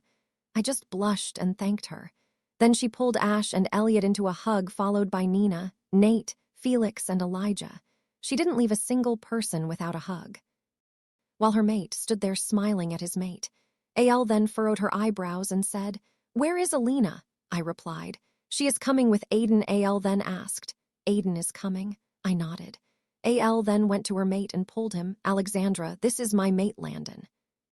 "Landon, this is Alexandra Gray." Blake's mate. He smiled and put forward his hands for a handshake. He asked, "So you're Aiden's long-lost sister?" I nodded. With that, we all sat down. Suddenly, the door opened and Aiden and a blushing Alina came. Their hands were intertwined. I squealed and hugged them both. "Congratulations!" Aiden grinned and kissed my cheek. Alina was just blushing. Others all congratulated them. Aiden sat to my right while Blake sat to my left. Pretty much everyone were happy. This is the life I wanted. My mate, my brother, to find his mate. It seemed perfect. A year passed. Blake and I finished our mating process. Ash and Nina teased me throughout that week. Blake returned to his routine, being workaholic, but he tries to spend time with me. Aiden and Alina went to White Moon Pack. Alina became the Luna of White Moon. I graduated online and took care of my duties as a Luna. At times, I helped Blake in his work. Pretty much everyone were happy. After half an hour, we reached Lucy's diner. Even though it was nearly 3 in the noon, it was crowded. Most people were from school, as the school was a 5-minute walk and the pack house was a 10-minute walk. On Sundays, it was even crowded. Students mostly used the diner as a place to finish projects or for club meetings. Being here brings me a lot of memories. As I didn't have any friends except Brittany, we usually hanged out here. I would listen to rambling about Dylan or clothes she bought. Spencer parked the car nearby and Blake opened the door for me. When we entered the diner, it became silent. Everyone stared at us and I felt uncomfortable. Even though I'm used to having attention, this was different. My ex-pack mates were staring. After a few seconds, people started minding their own business. I sighed. Blake took my hand and led to me an empty table. "Come on." The minute we sat, I mumbled to him, "It's so weird." And awkward. He just laughed. "You know, you can't escape." I just pouted. Our conversation was cut short when the waitress came. She chirped, "What can I get you both?" I let Blake order for me while I went to use the restroom. It was occupied. When the girl came out, I was surprised. Deanna. Brittany and she were frenemies, and she was one of my bullies. When she came out, she bumped me. She turned around and furrowed her eyebrows. "Have we met? You like kind of familiar?" "I don't think so. Excuse me." With that, I went inside the restroom. I once again sighed. I never thought someone would recognize me. I have changed a lot. My eyes were much brighter and my hair darker. Well, a little more changes. I started wearing makeup. After finishing my business, I went and sat. Blake was on phone again. I rolled my eyes at him, typical Blake. I should have known he was working. Again, when the food came, I thanked the waitress. Lexi, Aiden is online, I grinned and said. Aiden, where are you? He laughed and said. I'll be there before you know. So I heard from Blake you were stubborn. Alex, there is no need for you to be there. I mean, it's hard on you, stop it, eh? Both of you are forcing me to go back, then I will go. It's clear that I'm not wanted here. I heard him sigh and Alina scolding him. Sorry, Alex. I didn't mean it like that. I'm sorry. Will you forgive me, baby sis? I smiled at Blake, who was clearly hearing this conversation, with his eyes showing concern. Don't worry, Aid. I'm not mad at you. I forgive you. You do know that I love you. I know. I love you too. We will be there in by 9. Don't worry. With that, he cut the call. Blake took my hand in his and said, I love you. I replied, I love you too. Now eat. After we finished eating, Blake paid the bill and I went out for fresh air. I saw Spencer talking with some people, but when he saw me, he said something to his friends which made them stare at me, and then he went to the car. When Blake came out of the diner, he wrapped his arms around my waist and kissed my forehead. Blake, I met someone who I knew and almost recognized me, I confessed to him. He said, What? I continued. It was Deanna. She and Brittany were frenemies. I didn't have time to continue as the car came. Spencer opened the door for me. Alexandra's POV today was the annual meatball. Also, my parents' death anniversary. Aiden and I decided to spend the day together. So here we are in the restaurant downstairs. It was around 2, so I had an hour to finish my lunch and leave to get ready. Aiden asked me, Have you met anyone you know? I didn't understand what he was asking. What? He repeated with clarity. Have you met anyone from the Crescent Moon? Someone you know, I replied. Yeah, a girl named Deanna. She is the beta's mate. She even recognized me. He asked, Was she one of your bullies? I frowned at his question and answered, Aid, no one in this pack bullied me. They just didn't like me. Aiden mocked, Didn't like you because you didn't shift then. I placed my hands on his, calming him down. I said, Aiden, now I'm happy. I have you with me, have Blake Aiden's side. I know, it's your past. You know that I'm always there for you. Even if Blake leaves you, I will always be there for you. I narrowed my eyes at him. Then I sighed. I know. Our conversation was cut short when our food arrived. I thanked the waiter. After we finished our lunch, an unexpected guest arrived. He didn't notice me. He was here to talk to Aiden. I was about to sneak out, but Aiden held my hand tightly and gave me a don't you leave look. I sighed. It was about time I faced him. He said, Alpha Aiden, it's nice to meet you. I hope you are comfortable with your stay here. Aiden nodded. Alpha Dylan. It is nice to finally meet you. I have heard a lot about you. I wanted to visit you when I heard you became the Alpha, but I had a lot of unexpected work. And yes, this hotel is very comfortable and is to my liking. Alpha Dylan smiled and said, I hope so. I wanted their conversation to be over, or at least I must escape here. Seeing Alpha Dylan after a few years. He has changed a lot. He appeared mature and responsible. He continued, Please call me Dylan. I heard you opened a restaurant recently in the Blood Moon Pack after your late parents. I squeezed Aiden's hands. Aiden and I decided to open up a restaurant after our parents. As for everyone, it was another restaurant of the partnership between the Greys and Knights. Aiden smiled sadly. Yes, it's actually opening today. Our parents' death anniversary. It's not only my restaurant, as you know, it's a restaurant I have in partnership with the Knights. Dylan said, I'm sorry. I'm sorry we couldn't move the meet later. It was the only week which appeared to be clearer for everyone. Aiden shook his head. No worries at all. I'm glad I'm here. My cousin is taking care of the opening. Dylan said, Beta Jason. Aiden said, Yes, Dylan said. I have met him once. He was quite cold towards to me. I don't know what I did wrong. I saw the time. It was 3. I needed to leave. Dylan didn't notice me as I put my hair in front of me, which blocked my face. I squeezed Aiden's hand hard. He then looked at me. I pointed my watch. Alexandra's POV, we managed to get inside without Brittany and Alpha Dylan noticing. After an hour of talking to many alphas from various packs, we sat down. That's when Brittany came. Alpha Blake, we are honored to have you here. Blake shook her hand. It's an honor to be here. I turned around to face her. It was time I faced them. Blake wrapped his arm around my waist, introducing, Luna Brittany, this is my mate, Alexandra. Lexi. She was shocked and hugged me. Alex. I hugged her back and exclaimed, Brittany. She had tears in her eyes. I missed you so much. Why did you not inform me you were back? I missed you like crazy, sis, I said as I myself had tears in my eyes. I missed you too, sis. You know the reason. But I don't blame you. We pulled away from the hug and we sat down. Blake whispered to me, you need to talk with her. It's been 3 years, Lexi. I'll be with Aiden and Landon. Okay. I nodded and kissed his cheek. Brittany smiled at us and nodded at Blake, who nodded back. Brittany started talking. I'm extremely sorry, Alex, for what happened 3 years ago. I don't know what to say. I stopped her. Don't, Britt. It was not your fault. It was our fate. For you to love Dylan and be his mate, and for me to find myself. Actually, I'm glad I left the pack, or in a way that Dylan rejected me. If I didn't leave, I wouldn't have found my biological family or Blake. Brittany asked, how is he your mate? Is he your second chance mate? I nodded. She continued, I was Dylan's second chance mate too. We found out when I turned 18, but I have to ask, your biological family? I said, yes, I found my biological family. Alpha Aiden is my brother. She was shocked. I didn't know. Wow, our conversation was stopped when Dylan came. He didn't notice me. He started to talk to Brittany. Babe, we have to make the speech in 5. She nodded at him and then she said, Dylan. We have a very important guest. Alex is here. I smiled at him and said, hey, Dylan, how have you been? He was surprised. He hugged me. Oh my God, Alex. He pulled away and apologized. I'm extremely sorry, Alex, for what happened 3 years ago. How are you? And how did you come back to the pack? I mean, I would have known if you entered the pack, I said. I have a different last name. You wouldn't have noticed. I'm Alpha Blake's mate, and I go by the name Alexandra Gray. He asked. Gray. As in Alpha Aiden, I cut him.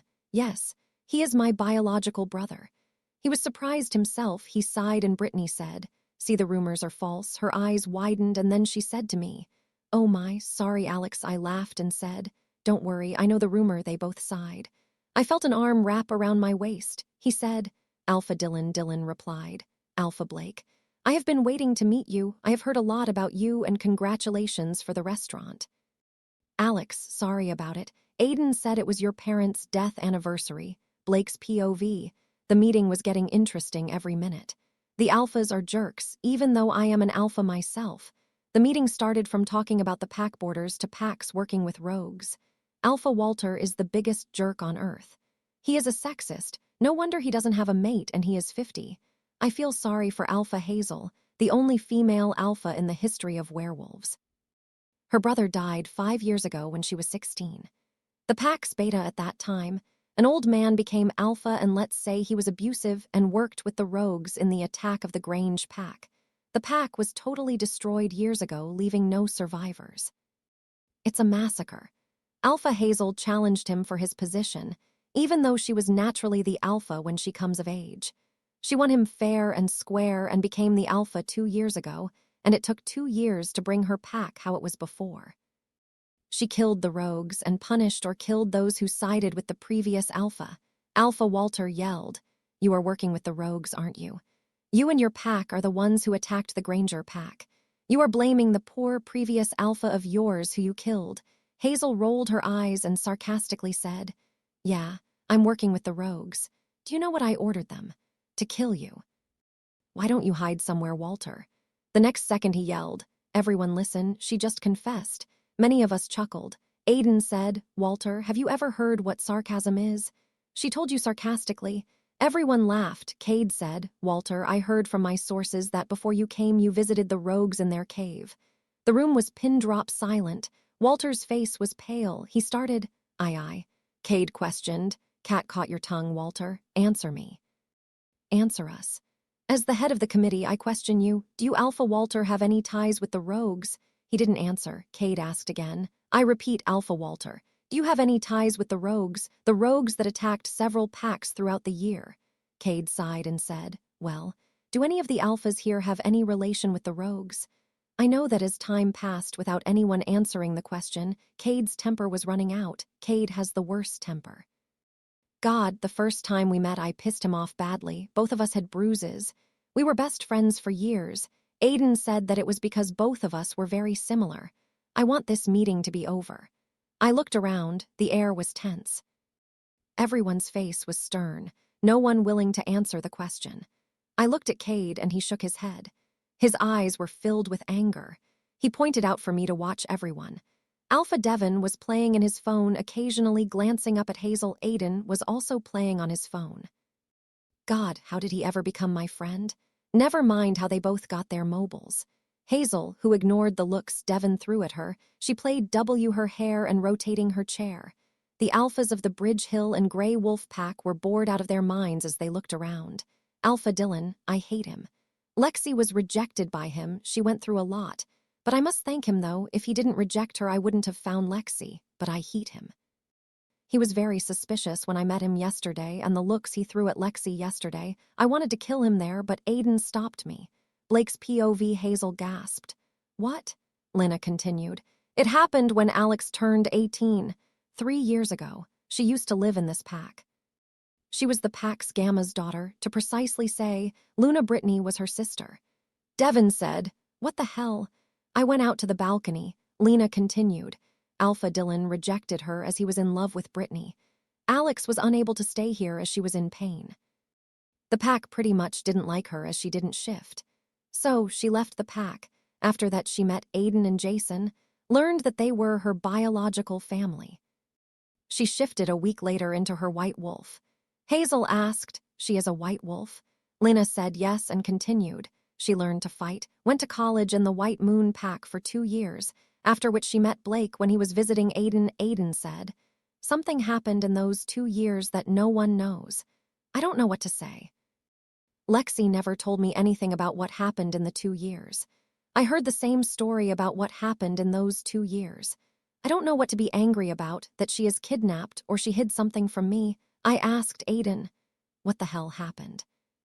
She never told me. Aiden sighed and said, We promised not to tell anyone.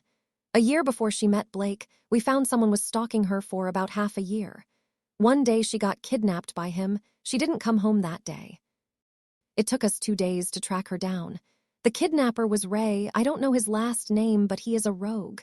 He didn't want her for her body or anything. He wanted her power. I asked.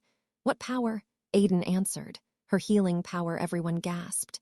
I didn't know about her power, but... He continued. She can't heal herself, but she can heal others. The power is rare. Only one white wolf born in that century can get the power. Before her, our great-grandmother had it. It skipped through our grandmother, our aunt, and our mother. I asked, How is this related to her kidnapping? Aiden said, Her power is kind of transferable. I'm going to kill him. Again, I said, Aiden. Continue. Aiden sighed and said, Ray wanted her power to heal his sister. His sister was dying, but the thing is, at that time Alex didn't know how to use it. But we heard the door open and Cade came in, continuing Aiden's statement. Now she mastered the power. She can use them without much difficulty. How the hell does he know? Devon asked. How on earth did you know? Cade said. We are kind of related. Aiden's great-grandmother is also my great-grandmother, so the Greys are my cousins somewhat. Since my family didn't have any daughters, it got discontinued. What the hell? I turned to Aiden and asked, Did you know that you guys were related? He shook his head as a no. He said, Alex can even die while using her power. If she uses it to an extent. But if she needs the energy, it can only be given by her mate. He turned towards me and continued, You. But Alexandra's POV. I heard a gunshot. Dylan shot Ray. I can't even scream as my energy is drained. Dylan threw me over his shoulder and ran out of the room. In seconds, we were out of whatever building we were. I hit Dylan's back. If he wanted to mark me, he wouldn't have rejected me. But he rejected me because he loved Brittany. Wait, Brittany. What happens to her if he marked me? What will happen to Blake? I have to escape from this crazy man. God, my life is crazy. We are in a damn forest. I want Blake. I want to get away from Dylan. I can't shift. I know fighting against him is crazy when I'm practically weak.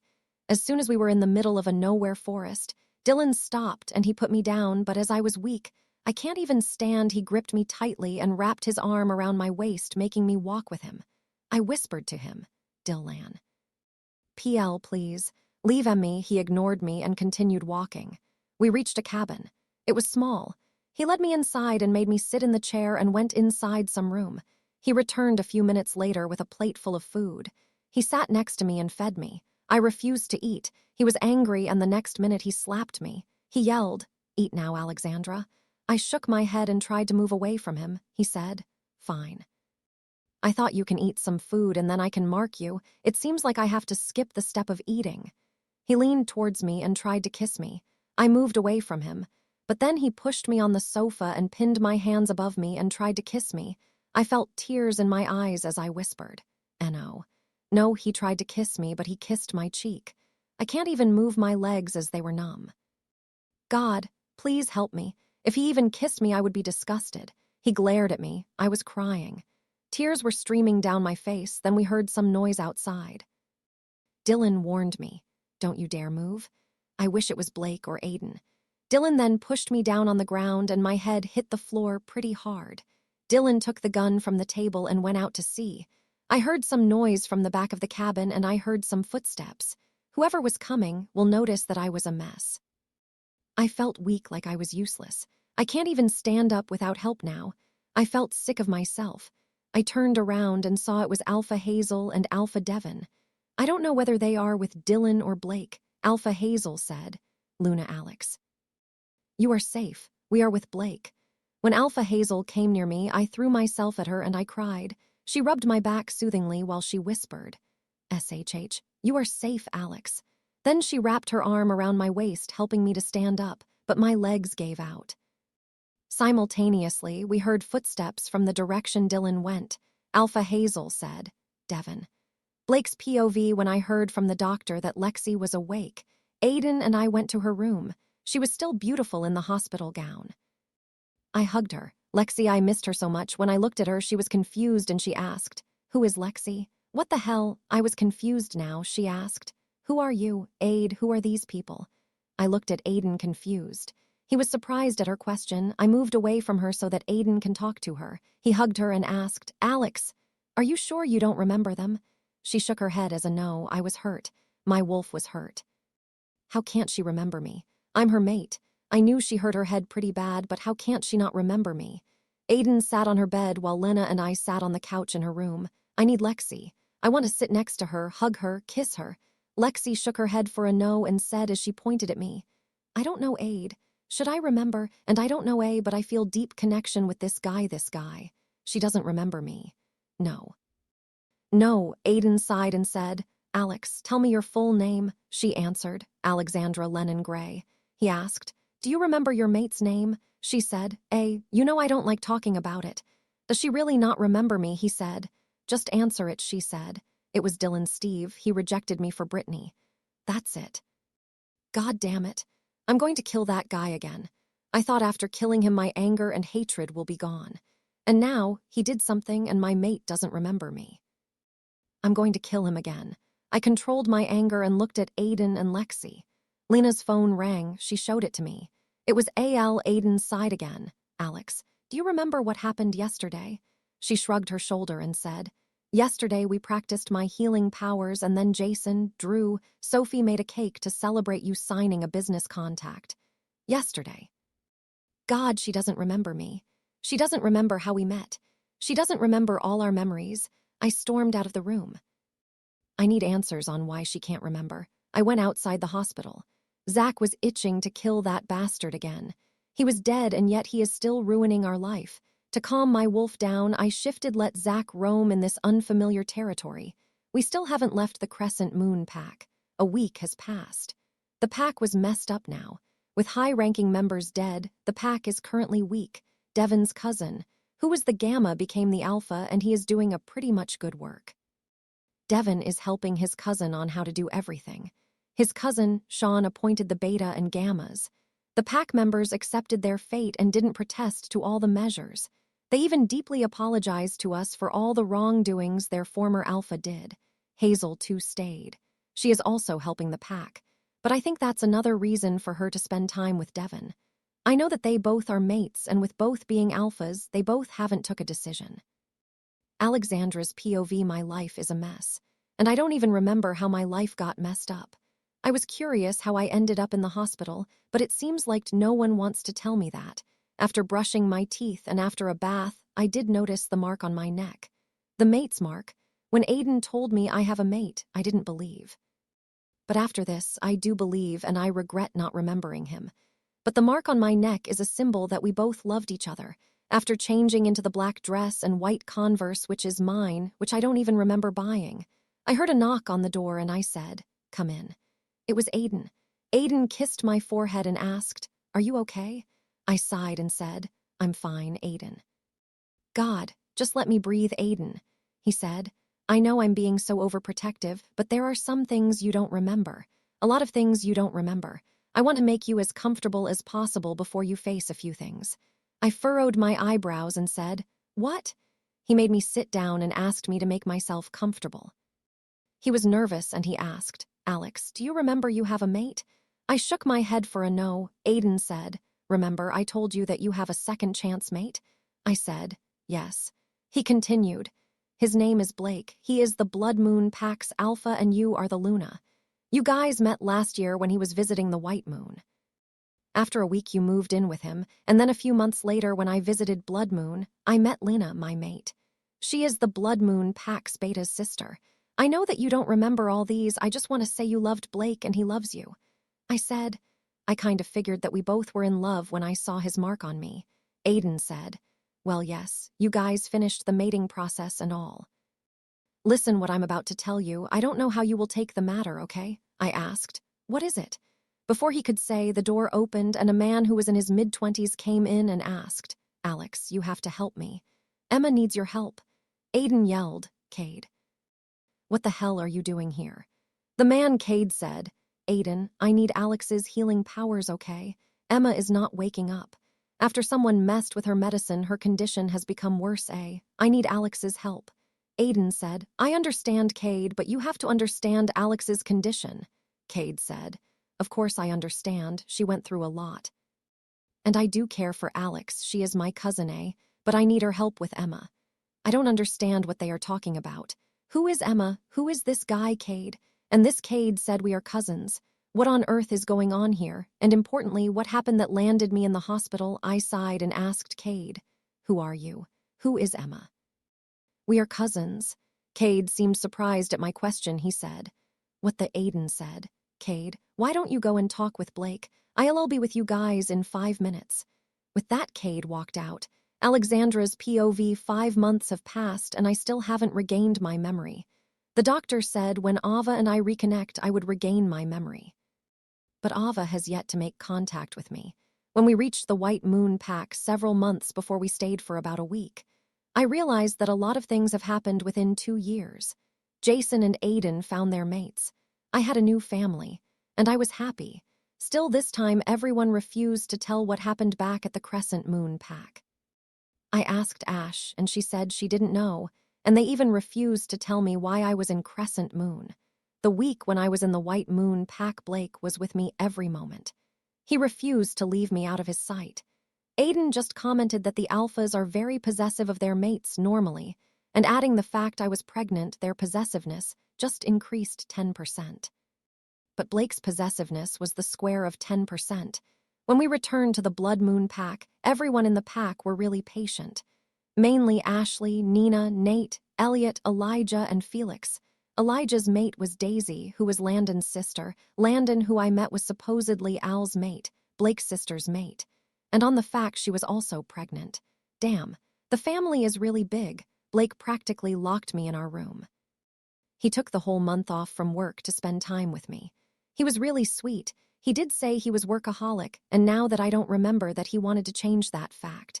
We spent the whole month together watching movies, talking, and on dates. I realized I fell in love with him.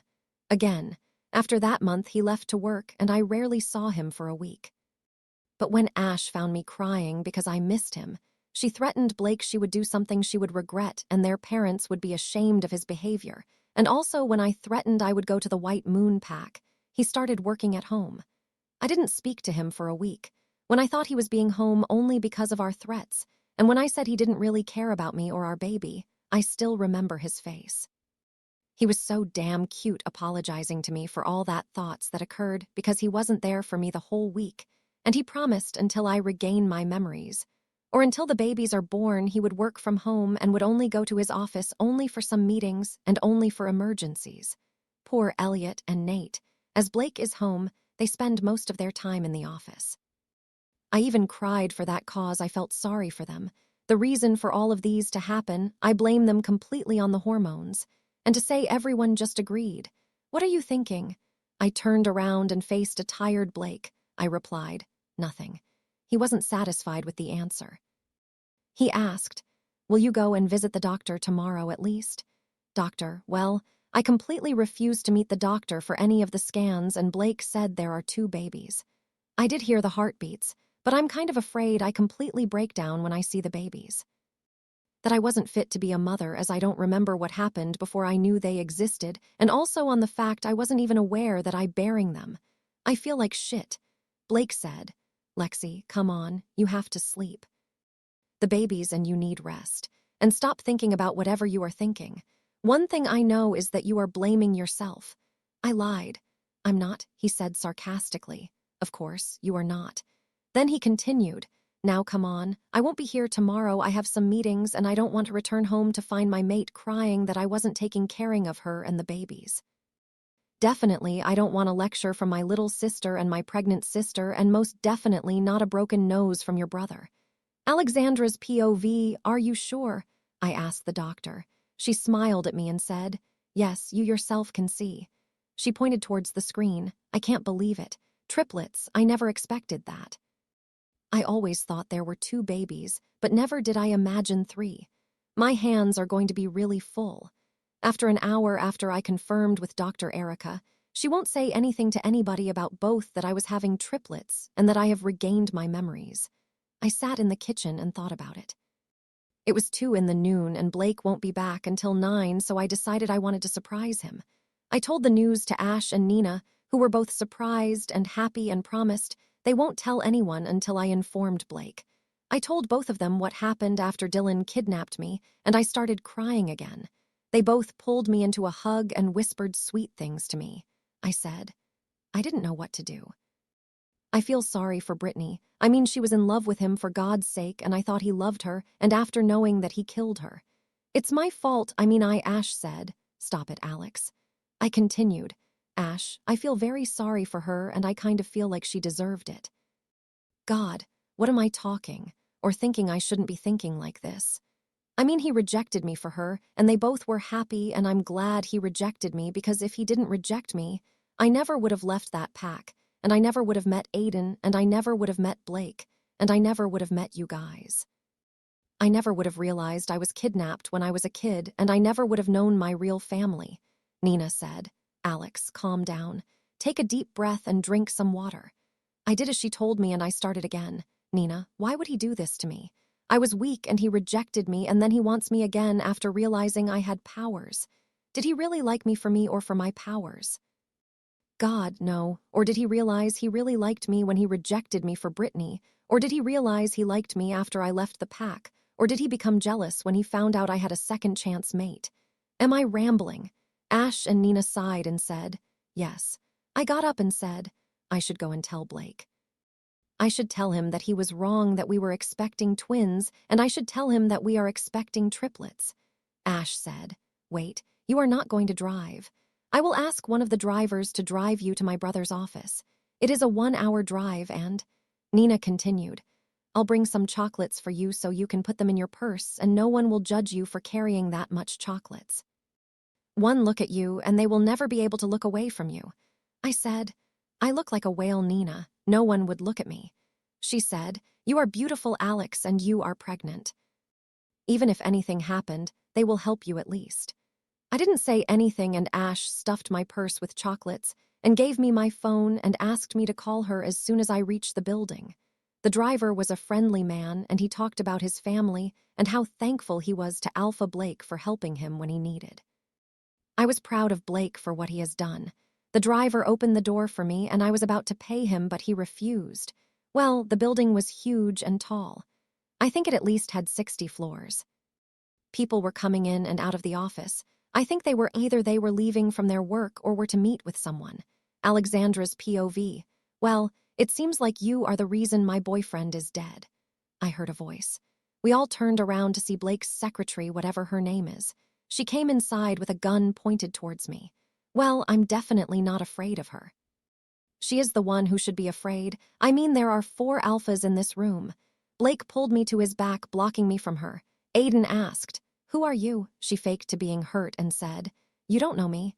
I'm Mary, Ray's girlfriend." Yes. Now I remember. Years back, she used to visit Rain when I was kidnapped by Ray for the first time. She was so sweet, and when Ray said that he actually kidnapped me, she didn't say anything. But when he was somewhere else, she said that she will help me. Ray heard it, and then she was never allowed to meet me, and I thought they broke up. I said, "I thought you and Ray broke up." She grinned and said, "No, we never broke up. We were so in love." Then she frowned, "Until you killed him." I gasped and said, "No, I didn't kill him." It was she said, "Dylan, I know." She continued, "But Dylan killed Ray because of you." You, Alexandra. That stupid murderer murdered my Ray because he was in love with you. Because of you. Then she screamed like she was crazy. I heard Hazel say, "She is madly in love with him, that she is blind and believes Alex was the reason that bastard died." Everyone nodded, but Rain was human and she didn't hear. Devin whispered, "I called the police. They will be here soon." Blake whispered to me while Mary was busy talking about her and Ray, "Lexi, don't you dare do anything. You are going to stay behind me no matter what happens, okay?" I nodded because I know if I do something stupid it would hurt my babies. Aiden was trying to convince her to put the gun down, but she refused. She said, "Don't try to manipulate me. I'm going to kill Alexandra and go. And now, as she is pregnant, I'm going to kill the babies also." Aiden whispered, "I think she doesn't know that Ray was a werewolf, or she won't be stupid enough to walk into a room full of alphas with a gun that doesn't harm us." I whispered, "You are an idiot. It may hurt the babies." Blake growled. Hazel said, "I agree with Aiden. She doesn't know, and Devin, stop trying to push me back of you. I can protect myself." Mary tried to push Aiden to the side but failed, and she pointed the gun at him and asked him to move. He lifted his hands up in surrender. While she was distracted, Hazel kicked the gun down and pushed her on the floor, and Mary tried to fight but miserably failed. The door crashed open and the cops are finally here. One of the cops thanked Hazel and handcuffed Mary. There were a lot of cops coming in and going out, and Devin gave the gun to the cops and started talking to them. Blake hugged me, and then Aiden. Why is my life like this? The cops said they wanted to talk with all of us, but Blake made me sit down next to him while I answered the questions, when the cop asked me how I knew Mary. I looked at Aiden, and he nodded at me to tell the story for the human side. I said, 2 years ago, her boyfriend, Ray, kidnapped me from my home and my brother, and cousin found me a week later with the police, and then he was supposedly dead. And again, he kidnapped me around 5 months ago with the help of my ex-boyfriend Dylan Steve in another town. After 3 days, my husband Blake Knight, my brother Aiden Gray, and our friends Devin and Hazel Harrington saved me from Dylan, who died in a fire. And Ray and his sister Rain were killed by Dylan, and Mary believes I'm the reason Ray was killed. Blake said the name of all the towns that happened, and the cop asked, "Did you skip towns?" I said, "No, I first used to live in the same town as my ex-boyfriend, and after I broke up with him, I left the town and I found my brother Aiden and lived with him." After a few years, I met Blake when he was visiting Aiden for business, and we fell in love and got married, and I moved in with him. 5 months ago, there was a business meeting there in my old town, so I went with Blake. The cops asked a couple more questions and left, and Blake answered the rest of the questions. That's when I remembered I didn't tell anyone the news. I said to Blake, "Blake, you are wrong, we are not having twins." He turned to me and checked me up and down, and then he bent down to hear the heartbeats and said, "Are you all right, Lexi?" "The babies are okay."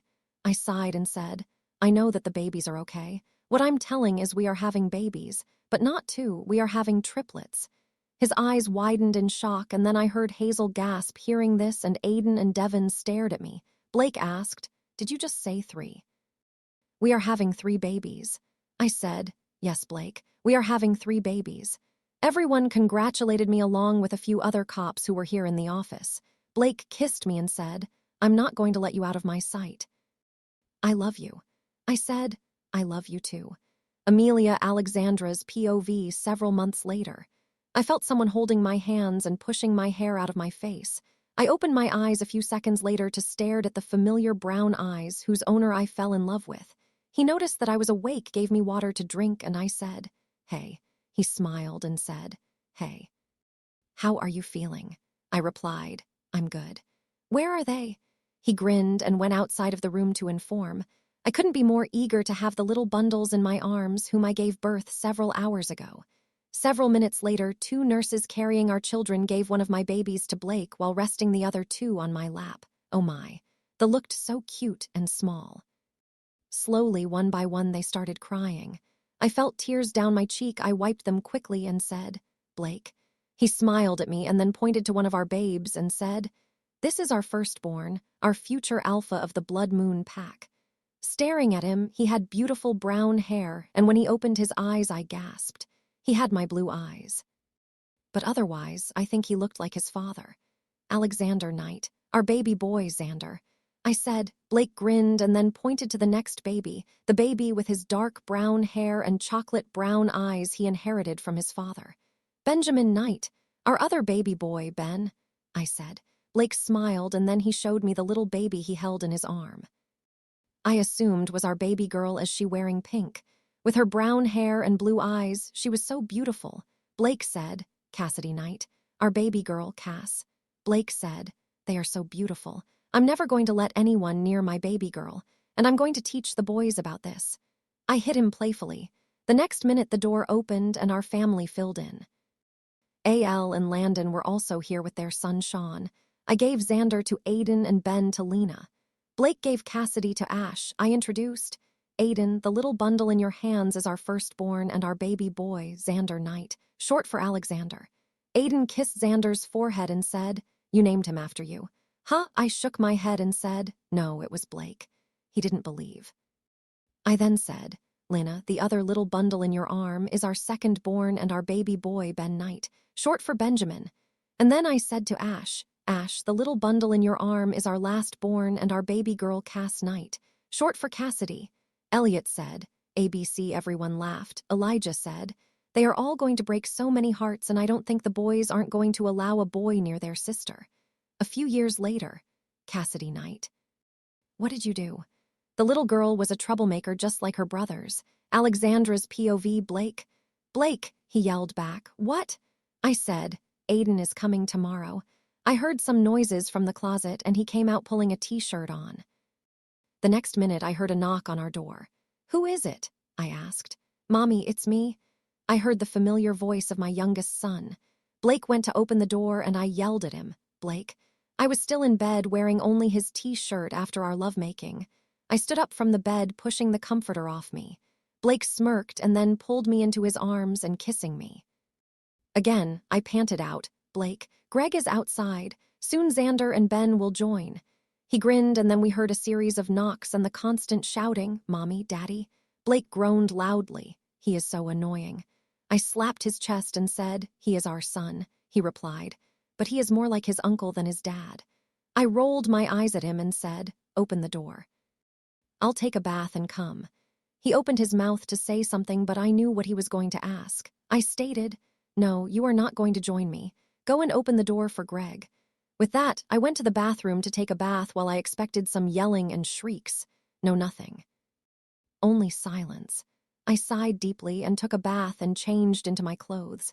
When I was out in the bedroom, I saw Greg sitting in Blake's lap and whispering in his ear.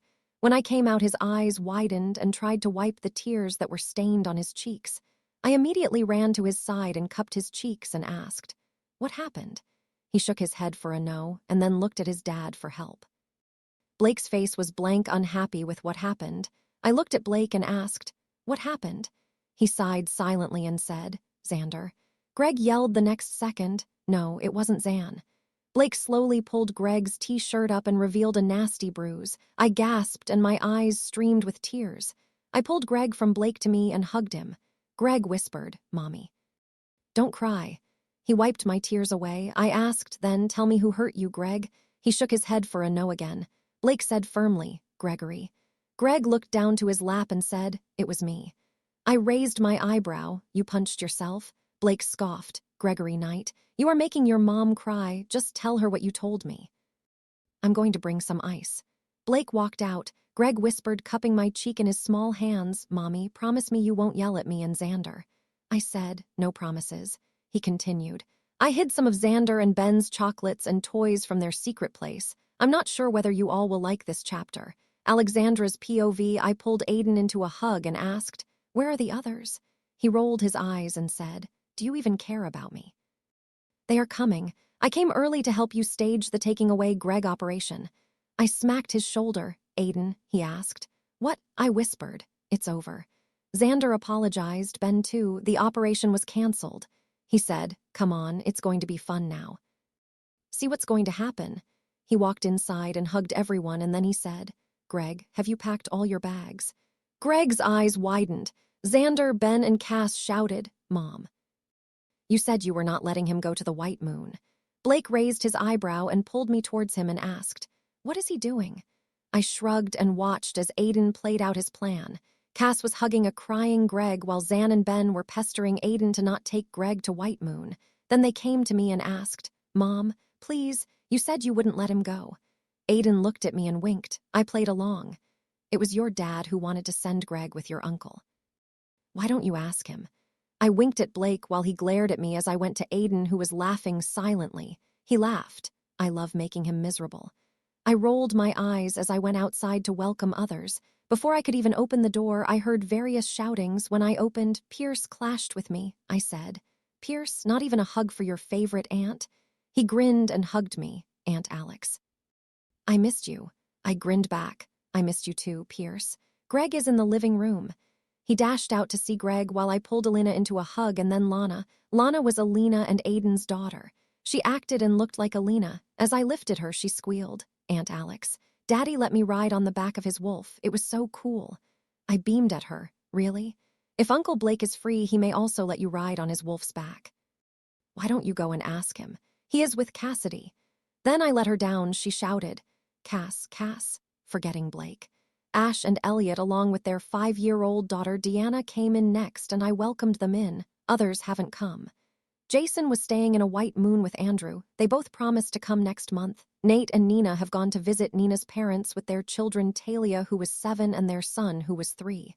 Elijah and his mate Daisy were on vacation. Felix and his mate Jess have also gone with Nate. AL and Landon said they will be here. I waited for about 5 minutes and then went inside to call them. But Blake beat me to it and said, "AL said they got a bit late and will be here in an hour." I frowned and asked, "What happened?"